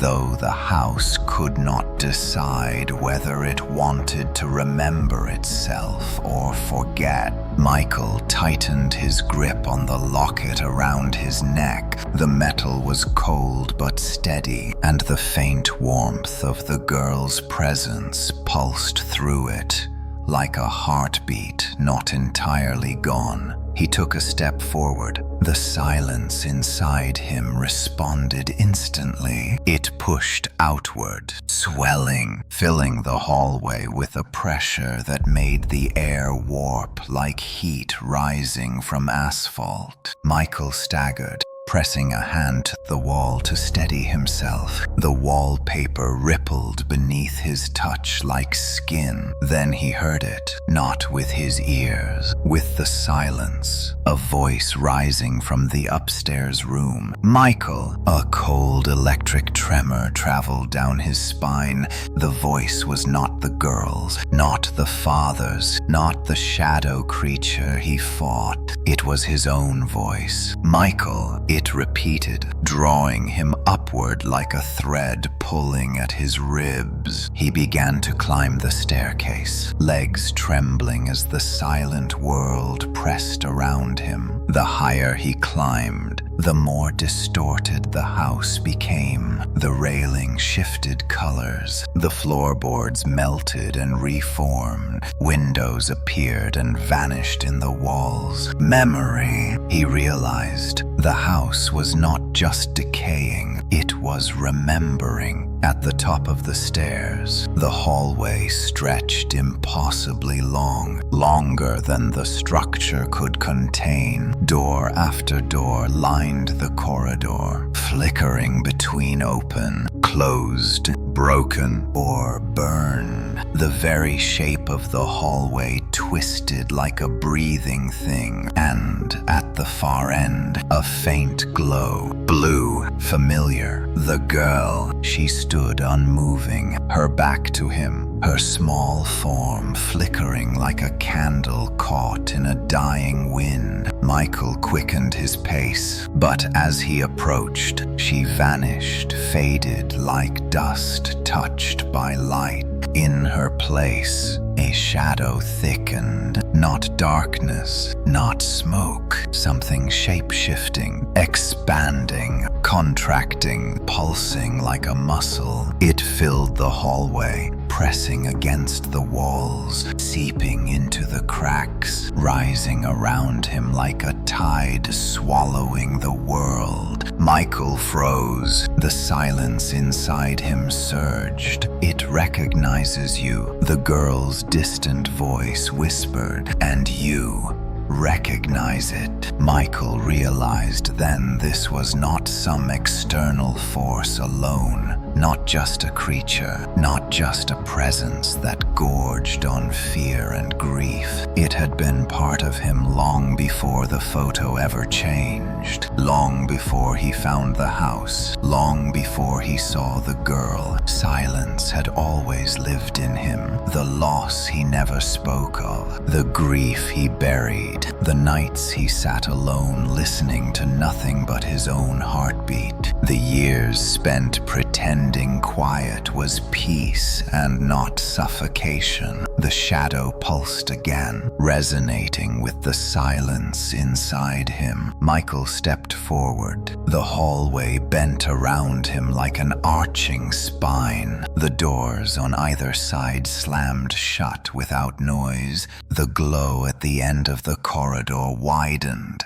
As the shadow shifted into a shape he recognized, his reflection standing impossibly still. Its eyes were hollow, soulless, a mirror of the silence inside him, a mirror of what he could become. It lifted a hand. "Come back!" it commanded without sound. Michael shook his head. He forced a single word through the storm inside him. "No." The reflection tilted its head. "You are not rejecting me. You are rejecting yourself." Its form distorted, stretched, growing taller, thinner, darker. Its edges melted into the walls. Its chest expanded like a lung, inhaling the world. Michael clutched the locket. Its warmth flickered desperately against his skin. "You are the silence." The reflection continued. "You always have been. I only revealed what was buried." Michael stepped back,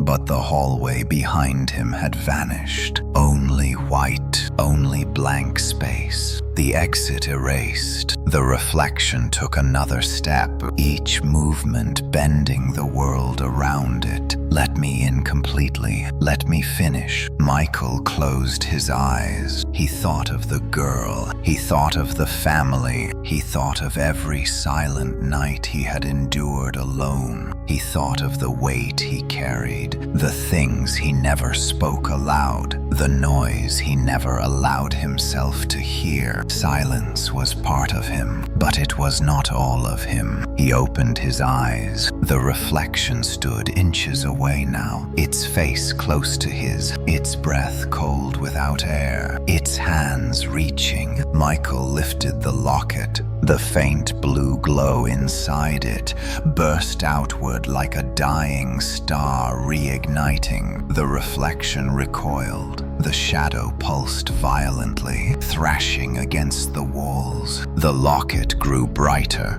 brighter, brighter still. The hallway shook violently, its walls cracking open like bone under pressure. Light poured through the fissures, blue light, warm light, human light. The girl's presence filled the corridor. Michael screamed a soundless scream and pressed the locket against his reflection's chest. The silence inside him shattered, and the reflection erupted in a silent explosion of black and blue light. Michael fell backward as the hallway collapsed around him, dissolving into beams of color. The shadow recoiled into itself, shrinking into a single narrow shape at the center of the light. Then everything went dark, and Michael felt himself falling, until he hit the floor of a room he recognized instantly. The original study, where the photograph once lay, where everything began. Michael lay on the wooden floor of the study, blinking through the haze that clung to his vision like smoke. His chest rose and fell quickly, though no sound came from his breaths. The silence inside him still pulsed, weakened but not gone. It curled at the edges of his thoughts like a lingering shadow. He pushed himself upright, gripping the edge of the old desk to steady his trembling legs. The study looked exactly as it had the first time he entered it, The same dust-covered shelves, the same cracked window, the same journal lying half open on the floor. But something was different. The air was too still, too aware, as though the room itself held its breath. Michael turned slowly. The silence inside him nudged him toward the far corner of the room where the photograph had once been. His pulse sharpened, even though it made no sound. The wooden floorboards beneath him vibrated faintly, so faintly he thought at first it was his imagination. But then the vibration grew, soft, rhythmic, like a heartbeat. Except it did not come from him. It came from the room. Michael stepped backward as the far wall shimmered like heat on pavement. Light leaked through the cracks of the plaster, thin strands of white and blue that pulsed in time with the invisible heartbeat. The silence inside him recoiled. Michael felt it shrinking deeper into his ribs, as though hiding from something stronger than itself. The wall convulsed inward. Michael flinched, raising his arms instinctively. But instead of an explosion, the wall simply peeled open, slowly, quietly, as though unfolding itself from memory. Behind it was a smaller room. Impossible. The farmhouse had no such space. Yet there it was, an old narrow chamber lined with shelves of photographs stacked in uneven piles. Dozens, hundreds, thousands. Some were framed, some bent and curled with age, some were blank, but all of them vibrated. Michael stepped forward, drawn by a force he did not understand. The silence inside him pressed against his skull, warning him, urging him back. He ignored it. He crossed the threshold into the hidden room. The moment he did, the air shifted, not colder, not heavier, fuller, like sound existed here, but only faintly like the ghost of a noise that once lived and died in the same breath. The photographs rattled softly against the shelves. Rose, rose, rose. A beating, a trembling, a pulse of memory. Michael reached for one at random. The photo depicted a field, quiet, empty, but as he stared, the image flickered and a figure appeared, then vanished. Another flicker. A girl, not the girl he knew. Older, different, but her face was twisted in terror, her mouth wide in a scream he could not hear. Michael dropped the photograph. It hit the floor silently. Another photo pulsed on the shelf. A man sitting on a porch, his face blurred, his hands covering his ears. Another, a family at a dinner table, all looking toward the camera, all smiling, all gone in the next flicker, replaced by the black ink of spreading silence. Michael felt nausea twist in his stomach. These were not memories, not moments trapped by a camera. These were victims. Every person the silence had touched, every life it had erased, every scream it had devoured. The shelves held not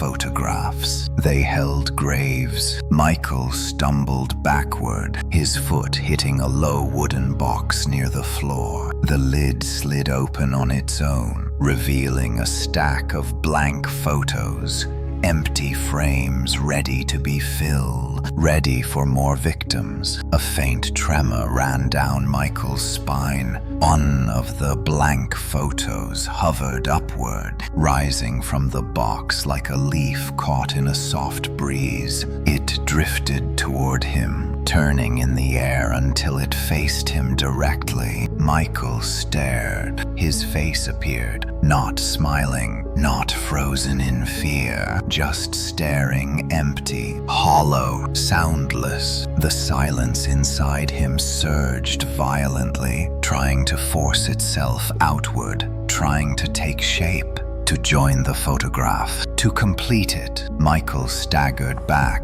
hitting the shelf behind him. Dozens of photos fluttered like restless spirits, flickers of faces, flickers of lives, flickers of people screaming in a world that could no longer hear them. A voice broke through the pressure in his mind. Michael, he turned sharply. The girl stood in the opening of the hidden room. Her glow was brighter now, a soft, deep blue that pushed the silence back like a tide retreating from shore. Her presence filled the room with something Michael had not felt in hours. Warmth, not heat, not sound, but presence. The girl reached toward the floating photograph containing his face. It tensed in the air, resisting her touch. She closed her eyes. Her glow intensified. The photograph snapped in half. The silence inside Michael shrieked, silent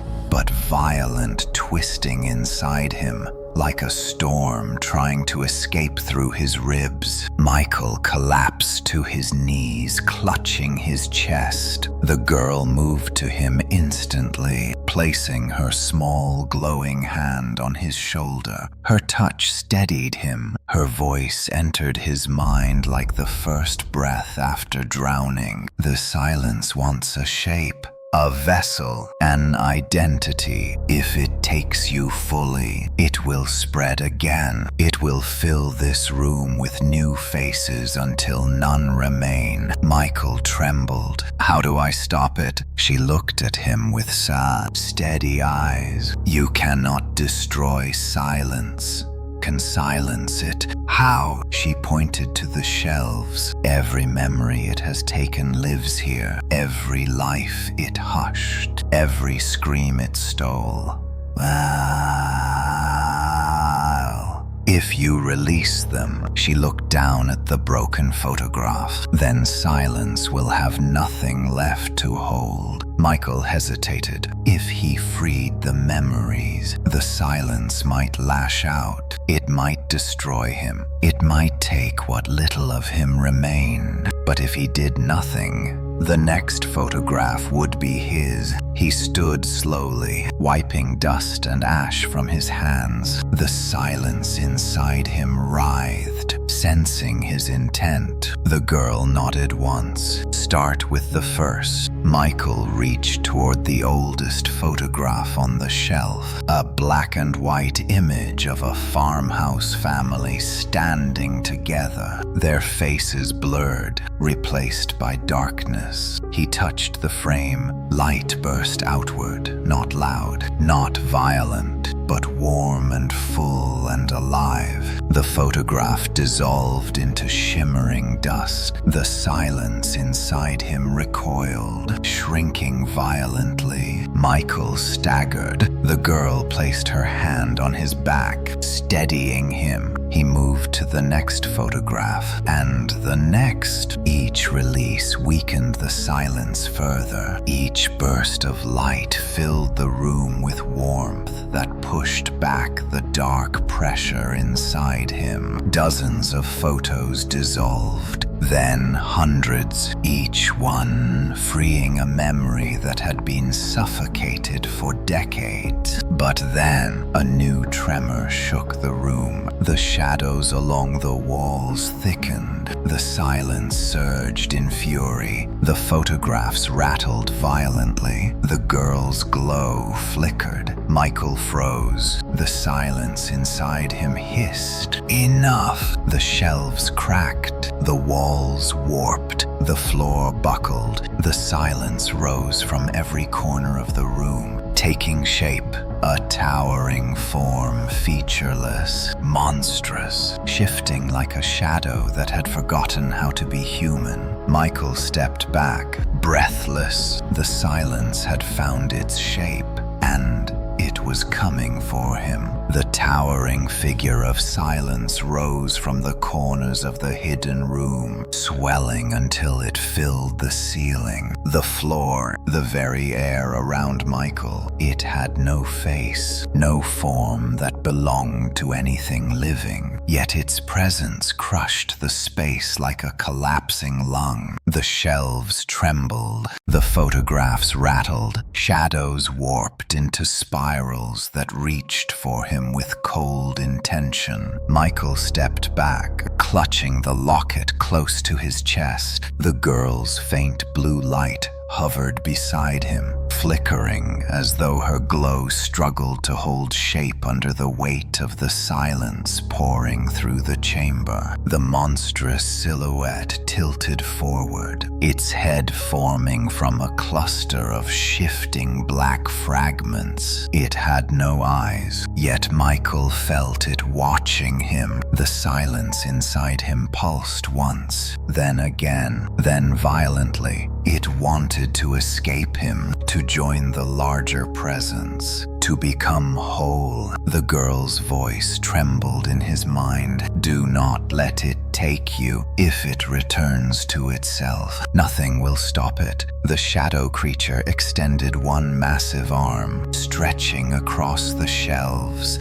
Photographs burst open in its wake, dissolving into black powder. The tiny motes floated upward, consumed by the creature's form as though feeding it. Michael's heart pounded soundlessly. He had managed to weaken silence by freeing the memories, but this was the core of it, the last remnant, the oldest wound. He backed away, but the creature bent the room around his retreat. Walls stretched, floorboards warped. The exit sealed itself with a fold of darkness. He was trapped. The silence inside him vibrated painfully, pulling his thoughts into static. His vision blurred. His body swayed. The girl grasped his hand with her small glowing fingers. Her touch steadied him, replacing the static with warmth. Michael focused on her. How do I stop it? She looked up at the towering shadow, her face solemn. Not by fighting it. Fighting silence only feeds it. Then what do I do? Her glow pulsed once. You finish releasing the memories. Michael looked at the shelves, at the hundreds of photographs still trembling, still holding the lives the silence had consumed. If he released them, the shadow might weaken, or it might lash out and destroy everything. The creature moved, its massive form twisted downward until it loomed just inches above Michael. Its head opened into a vast black hollow, a void, a place where sound died and memory vanished.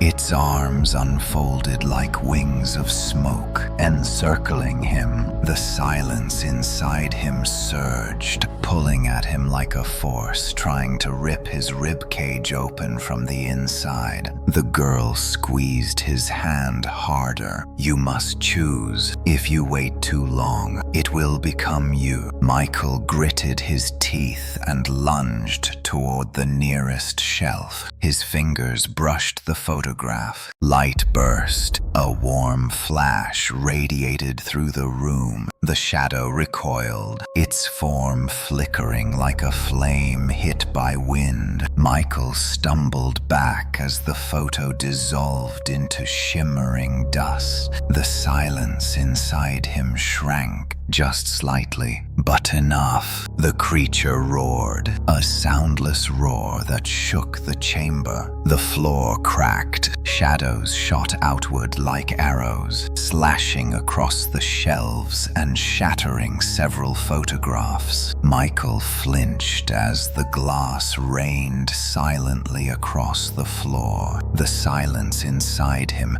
twisted in fury, not wanting to be weakened. The girl tugged at his arm. "Hurry!" Michael reached another shelf, another photo, another burst of warm light. The shadow reeled backward, losing shape. But the silence struck back. A tendril shot from its chest, hitting Michael squarely in the torso. He flew across the room, crashing into the far wall. His breath left him in a silent gasp. The locket clattered against the floor, skidding into the shadows, spreading darkness. The girl ran to him, her glow frantic, her voice trembling. "Do not let it inside." But her warning came too late. The silence inside Michael answered the shadow's call. It surged upward, ripping through his chest like a cold storm. Michael's vision blackened, his limbs stiffened, his heart stuttered. No, not like this.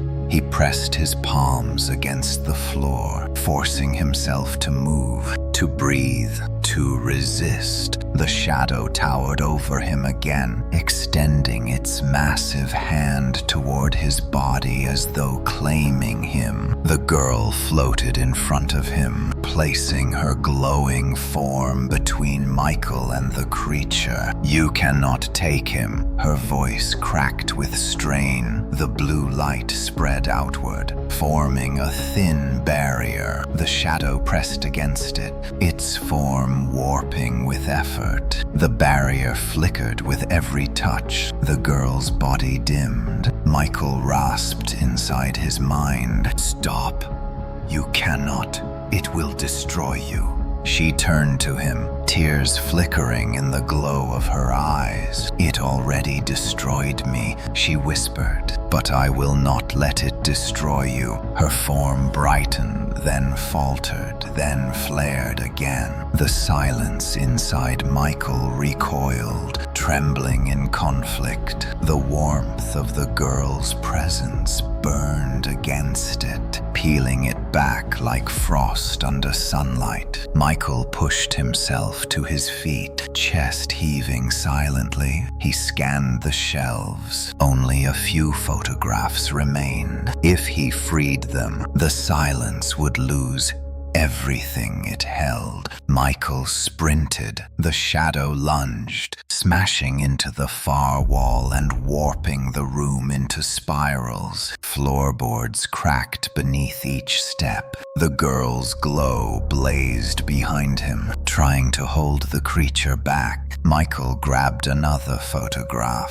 Light erupted. Another. Light flashed again. Another. Warmth flooded the room, crawling up the walls and filling every crack. The silence creature shrieked without sound, its form melting into streams of shadow. The girl called out, "One more." Michael reached the final photograph, the one placed highest on the shelf, a photograph of a young boy alone in a dim, empty room. Michael froze. It was him, years younger, sitting in silence so thick it looked like shadow, a silence he created himself, a memory he never escaped. He realized then the silence had not chosen him because he found the photograph. It had chosen him because he was already broken in all the right places. The shadow creature turned toward him in fury. Michael's chest tightened. His breath stuttered. The girl floated beside him, her glow soft and sad. "This is the last one.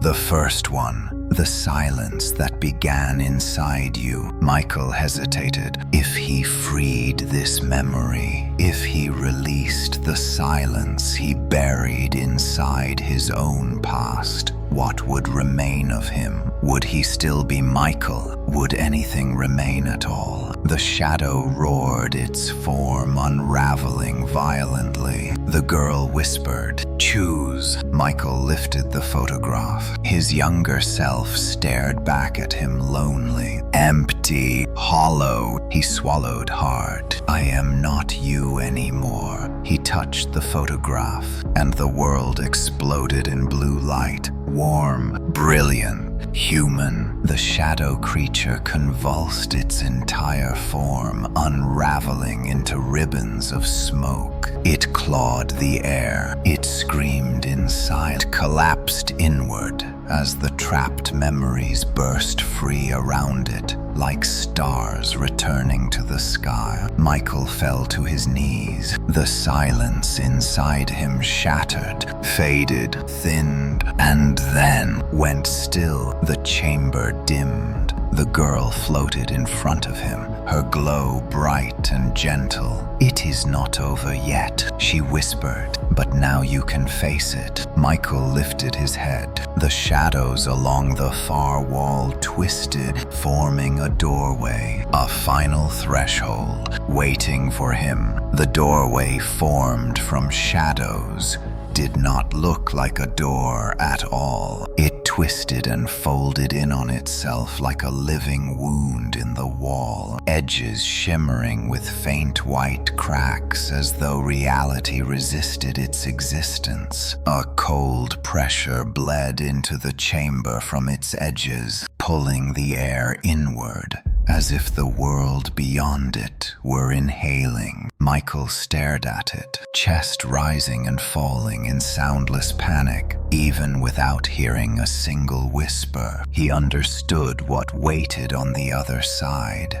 What remained of the silence after he had shattered its memories and broken its vessel. The girl floated beside him, her blue glow muted but steady. Her presence steadied the trembling in his hands. "This is the last part of it," she whispered into his thoughts. "The part that never belonged to anyone. The part that survives when all memories are freed. The part that refuses to die." Michael swallowed. His throat felt raw even though he no longer produced sound. "What will happen if I go in there?" The girl turned toward him, expression solemn. "You will meet what silence becomes when it has nothing left to hold on to." The words burrowed into him like ice. Michael stepped closer to the shadow doorway. The air grew colder. The floor beneath him vibrated softly, as if warning him to turn back. He reached toward the threshold. The shadows recoiled, not from him, but from the locket around his neck. The girl's glow brightened faintly. "It fears what you carry. That is why you must bring it with you." Michael nodded once, steadying his breath, and stepped through. The world folded inward. The chamber dissolved. Light bent into nothing. Darkness pressed into his skin like water swallowing him whole. There was no up, no down, no direction at all. Then the darkness formed ground beneath his feet. He opened his eyes. He stood in a vast, endless field of ash. The sky above him was neither day nor night. It was a dim, shifting gray that rippled like fading smoke. The ground cracked beneath his feet dry, brittle, ancient. The air was thick with stillness, heavy enough to crush a breath that no longer made sound. In the distance, something moved. A figure. Michael's heart lurched in his chest. It was him, or rather, a version of him, a shadow of him, a silhouette carved from stillness and shaped by every moment he had ever swallowed instead of speaking. The reflection stood motionless in the shifting ash, staring directly at him. Michael took a step forward. The reflection mirrored nothing now. It simply waited. The girl's voice trembled in Michael's thoughts. This is the silence that was never meant to be awakened. The silence born inside your quiet, inside your grief, inside your life. Michael felt the truth cut through him like glass. The silence had not chosen him randomly. It fed on wounds, on absence, on moments of sound that should have existed but never came. It grew in him long before he found the photograph. The reflection began to walk toward him, slow, heavy, purposeful. With each step, the ash beneath it melted into shadow. Michael braced himself as it stopped only a few feet away. Its hollow face shifted. "You tried to escape me." The voice burst inside his skull with a crushing weight. He staggered backward, clutching his temples. The reflection continued. "But you carried me long before the house, long before the photograph, long before the girl. I did not enter you. I was born in you." Michael gasped silently. "No.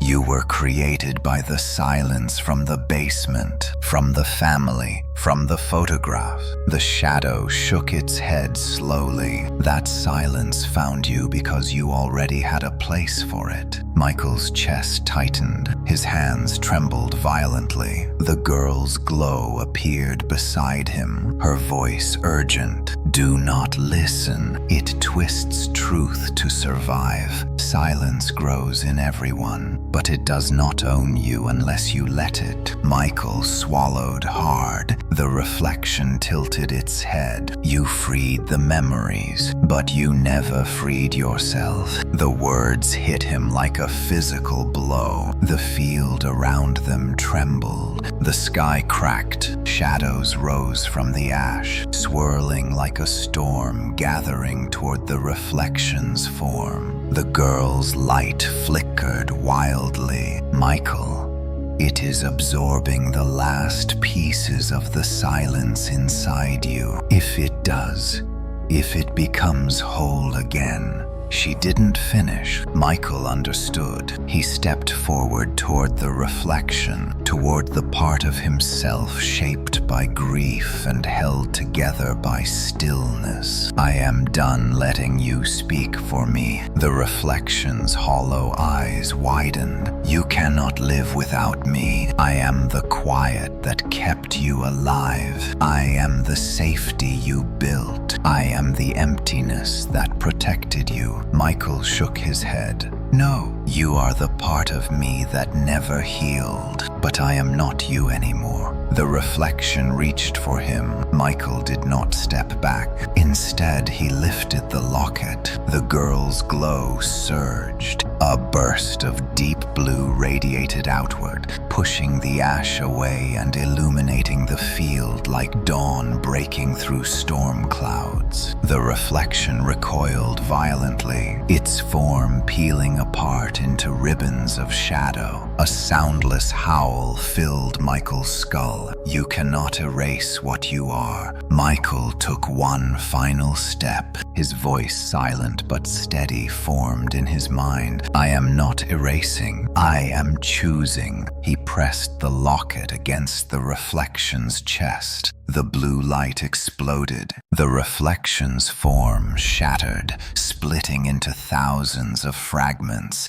that dissolved into the gray sky. The ash beneath them trembled, then melted away as the silence inside Michael cracked like breaking stone. The world around him collapsed into spiraling white. Then Michael fell. He struck wooden floorboards. Hard. He gasped, a soundless gasp, blinking through the dizziness until the room sharpened around him. He was back, The study, the real study. The walls were burned, the floor cracked, the shelves broken, the hidden room gone, and the silence inside him was weakened, thin, barely alive. The girl hovered beside him, small and bright and steady. Her voice was soft. You faced it. You chose. That is more than most ever do. Michael pushed himself to his knees. Is it gone? The girl lowered her gaze. Not yet. Michael's heart sank. But it is dying, she continued, and it knows it, which means... Michael swallowed, which means it will come for me one last time. The girl nodded. Michael rose to his feet, tightening his grip on the locket. Where? The girl lifted her small, glowing hand and pointed upward. The attic, where it first touched you, where it will try to finish. Michael steeled himself. His legs trembled, but he began to climb. One final time. The staircase creaked beneath Michael's feet, though he heard none of it. The silence inside him thin, wounded, but not gone, coiled deeper into his chest as he climbed toward the attic. Each step felt heavier than the last, as though the house itself resisted his arrival. Dust drifted down from the ceiling, swirling without a single sound, falling in slow motion through dim, fractured light filtering from above. The girl's faint blue glow floated behind him like a lantern made of memory. Though her presence steadied him, her light flickered in a way that betrayed her fear. Michael reached the landing. The attic door stood slightly open. The gap between the door and frame pulsed softly, as if something behind it breathed. He swallowed hard.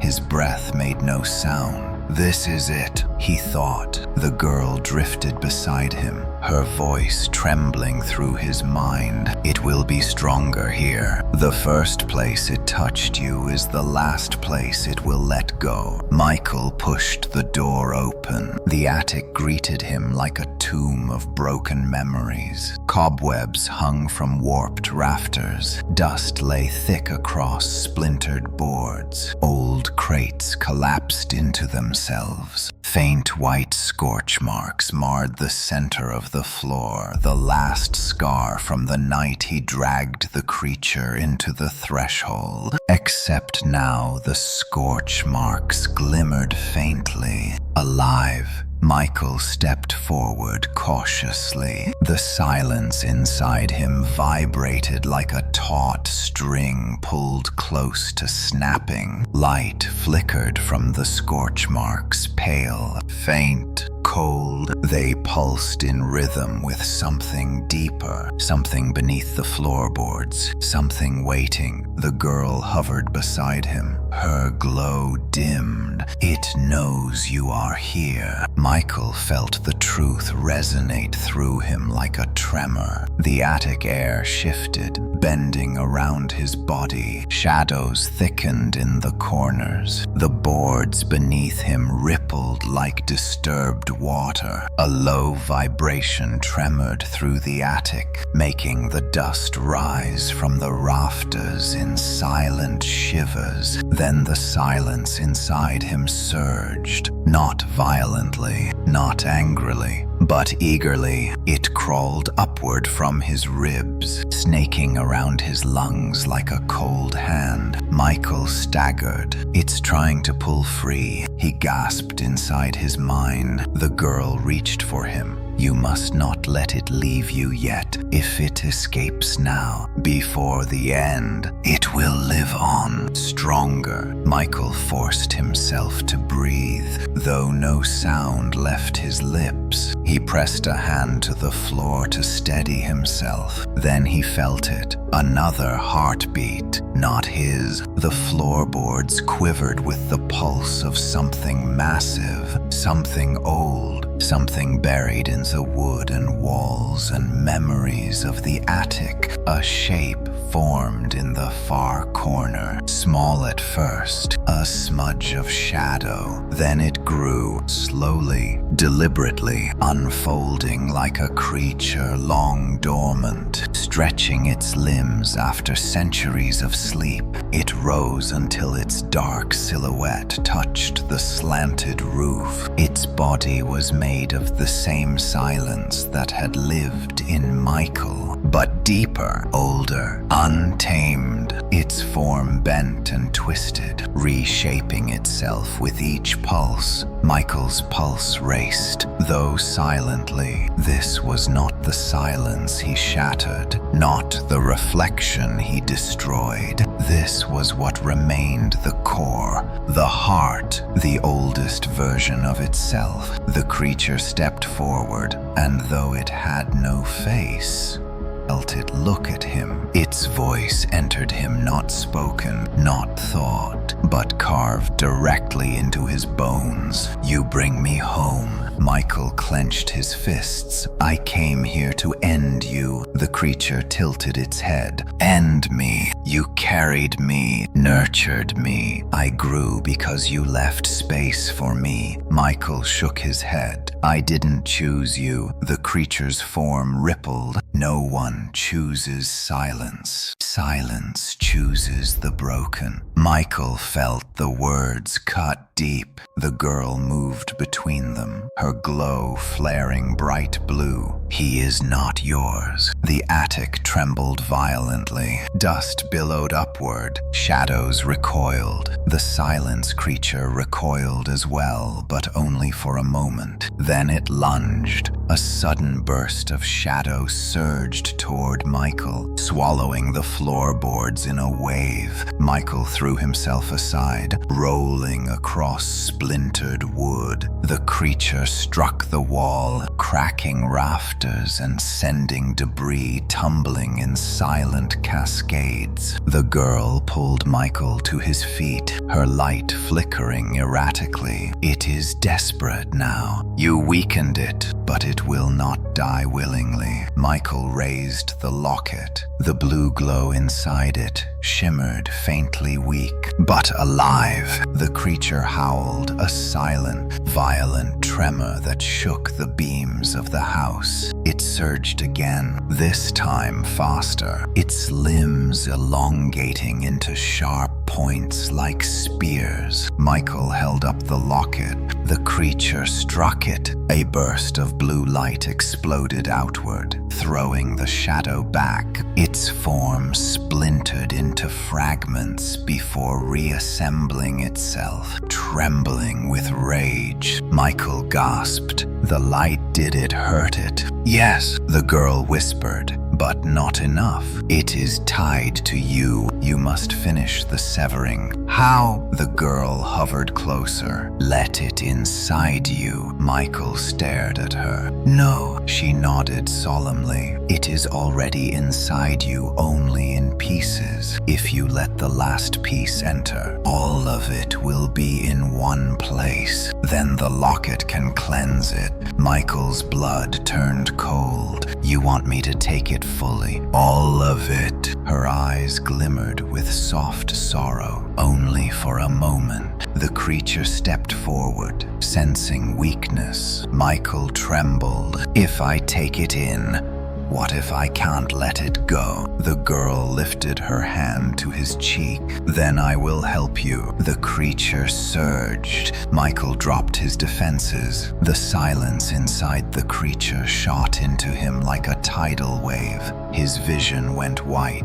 His chest seized. His thoughts twisted. His memories bent inward. The silence filled him completely. Not thin, not weakened. Whole, absolute. He felt himself disappearing. The girl's voice pierced the storm. "Michael, do not let go of yourself. Hold on." He tried to think, tried to breathe, tried to remember who he was, but the silence spoke louder. I am you. You are me. Let me finish you. Michael screamed silently. The girl pressed her glowing hand to his heart. The blue light surged. Michael gasped, soundless but real. The silence inside him recoiled, writhing violently. The girl shouted in his mind, "Now use the locket." Michael tore the locket from his neck and slammed it against his chest. Blue light erupted. The silence tore from him in a spiraling torrent, ripped from every corner of his mind and body. The creature screamed its form, unraveling into 1,000 pieces as the locket's light devoured it. Shadows fled. The attic shook. The rafters cracked. And then silence shattered. Truly shattered. The creature dissolved into a cloud of fading dust, sucked into the locket until only a faint whisper of shadow remained, and then vanished. The attic fell still. Michael collapsed to his knees. For the first time since the nightmare began, he breathed and heard it. A sound. A real, living sound. The girl smiled softly. "It is done." Michael exhaled a trembling breath, but the girl's smile faded. "No," she whispered. "Not done. Not yet."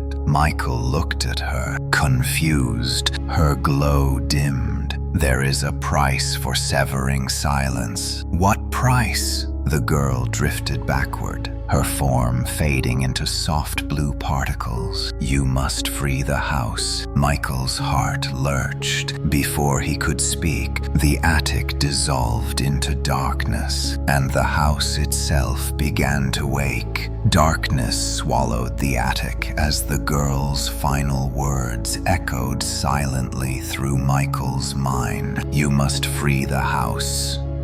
Or beneath him dissolved into blackness. The rafters evaporated. The last fragments of the attic ripped apart, as if caught in a great wind. Michael reached for the girl, but her form flickered and vanished into drifting blue particles. Michael fell downward, sideways, into nothing. Then he landed. Hard wood cracked under him. Light flickered. Air rushed into his lungs. He gasped, his breath no longer silent but ragged and alive. Michael pushed himself to his knees. He was back in the living room. Except it was not the living room anymore. The house had awakened. Every wall trembled as though breathing. Floorboards warped into unnatural shapes. Furniture twisted, bending in ways no human hand could sculpt.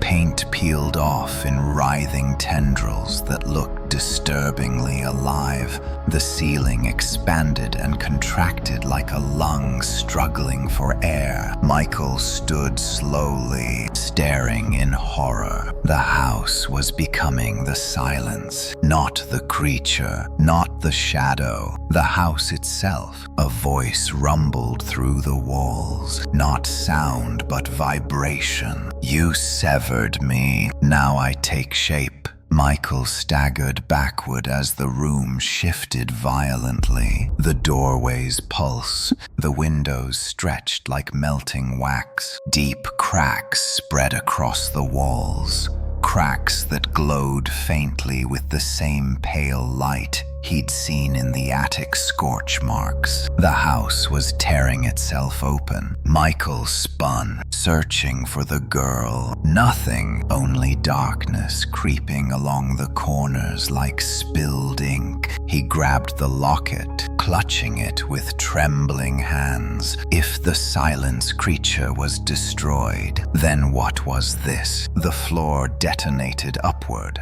Boards splintered, dust erupted, and from beneath the house, something massive rose, an amalgamation of shadow and memory, wood and ash, twisting into a structure that resembled both a creature and a building. It towered above him, its limbs shaped from shattered beams, its spine formed from torn rafters, its eyes glowing faintly where attic windows once were. The house had grown a body, and it was alive. Michael froze as the monstrous form bent toward him, its voice vibrating through every bone in his body. You tore the silence from yourself, but you did not tear it from here. Michael shook his head, breath trembling. I ended you. The creature tilted its enormous head. You ended a part, not the whole. Shadows rushed from the floor like a living tide, spiraling around the creature's legs and forming a swirling vortex that connected to the walls, the roof, every part of the house. It was using the house as its vessel. Michael stepped back, holding the locket out in front of him. The blue light flickered weakly,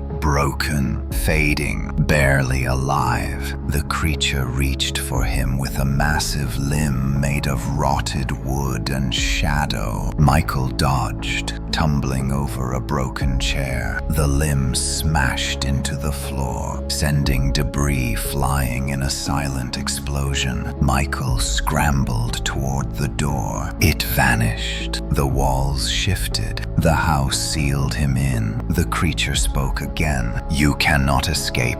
You freed memories, but the house remembers everything. Michael felt the weight of those words crush down on him. Every scream, every moment of terror, every soul trapped in the silence. The house remembered them all. The house had become them all, and now it wanted him. A crack opened in the floor, glowing blue. Michael froze. The girl rose from it, a small, luminous shape, struggling to hold form. Her glow flickered like a dying lantern. Michael ran to her. Are you all right? She shook her head, her light dimming. The house is binding itself. The silence inside its walls was never freed. You must release it. How? Michael cried. Her eyes shone with sorrow. Burn the memories. Michael blinked. What? She pointed at the walls, at the photographs embedded in the wood, forming grotesque clusters like tumors growing from the structure. Hundreds of them. Thousands. These are the memories the house kept, the ones silence grew around. Release them, and the house will collapse. The creature roared, shaking the entire structure. Michael felt the blast in his ribs. The girl grabbed his wrist. Hurry! Michael sprinted toward the nearest wall. The photographs vibrated, some flickering with faint images, others blank. He touched the nearest one. Light erupted, warm, soft, alive. One photograph dissolved into dust. The house shrieked. Michael staggered, but moved to the next, and the next. Each touch sent blue light bursting outward. Each memory freed weakened the monstrous form of the house, but the creature fought back. Walls snapped inward. Floorboards twisted into serpentine shapes. Shards of glass floated like daggers before launching at him. Michael dodged, raising the locket to shield his face as blue sparks erupted when glass hit the charm. Michael ran along the wall, touching photographs as fast as he could. The house trembled violently, losing form with each release. The creature roared. Its massive limbs crumbled. Its spine of rafters cracked. Its glowing attic window eyes dimmed. Michael reached for another cluster of photographs. A massive shadow limb struck him, flinging him across the room. He slammed into the far wall, collapsing with a cry of pain. The room spun, his vision blurred. The girl appeared beside him, kneeling. "You must stand. It is almost free." Michael pulled himself up, body screaming in agony. "Not yet," he gasped. "Not until it's over." He staggered to the main beam in the center of the room. Embedded in it, one final photograph. The first, the oldest, the one taken before the family was lost. Michael touched it. Blue fire erupted through the house. The walls split open. The floor crumbled. The ceiling tore apart. The monstrous form of the house howled, its limbs dissolving into ash. The vortex of shadows recoil, collapsing inward as the memories burst free in blinding blue streams. The entire structure collapsed into a swirling storm of light and darkness. Michael covered his head as the house exploded outward, and everything went white. Silence. Real silence. Not heavy, not alive, not consuming, just stillness. Michael opened his eyes. He stood in the middle of an empty field. No house, no girl, no shadow, only dawn breaking across a quiet horizon. He looked down. The locket lay in his palm. Its glow had faded, but he heard something faint inside it. Not silence. Breathing. Human breathing. Soft. Free. Michael closed his hand around it. The girl's voice whispered one last time, "Thank you," and then it was gone. Michael stood alone in the field, but alive, whole, free. He turned toward the rising sun and walked away from the place where silence once lived. The story ends here. Thank you for watching and listening to the whole story. Please subscribe to the channel and turn on the bell to listen to the next stories.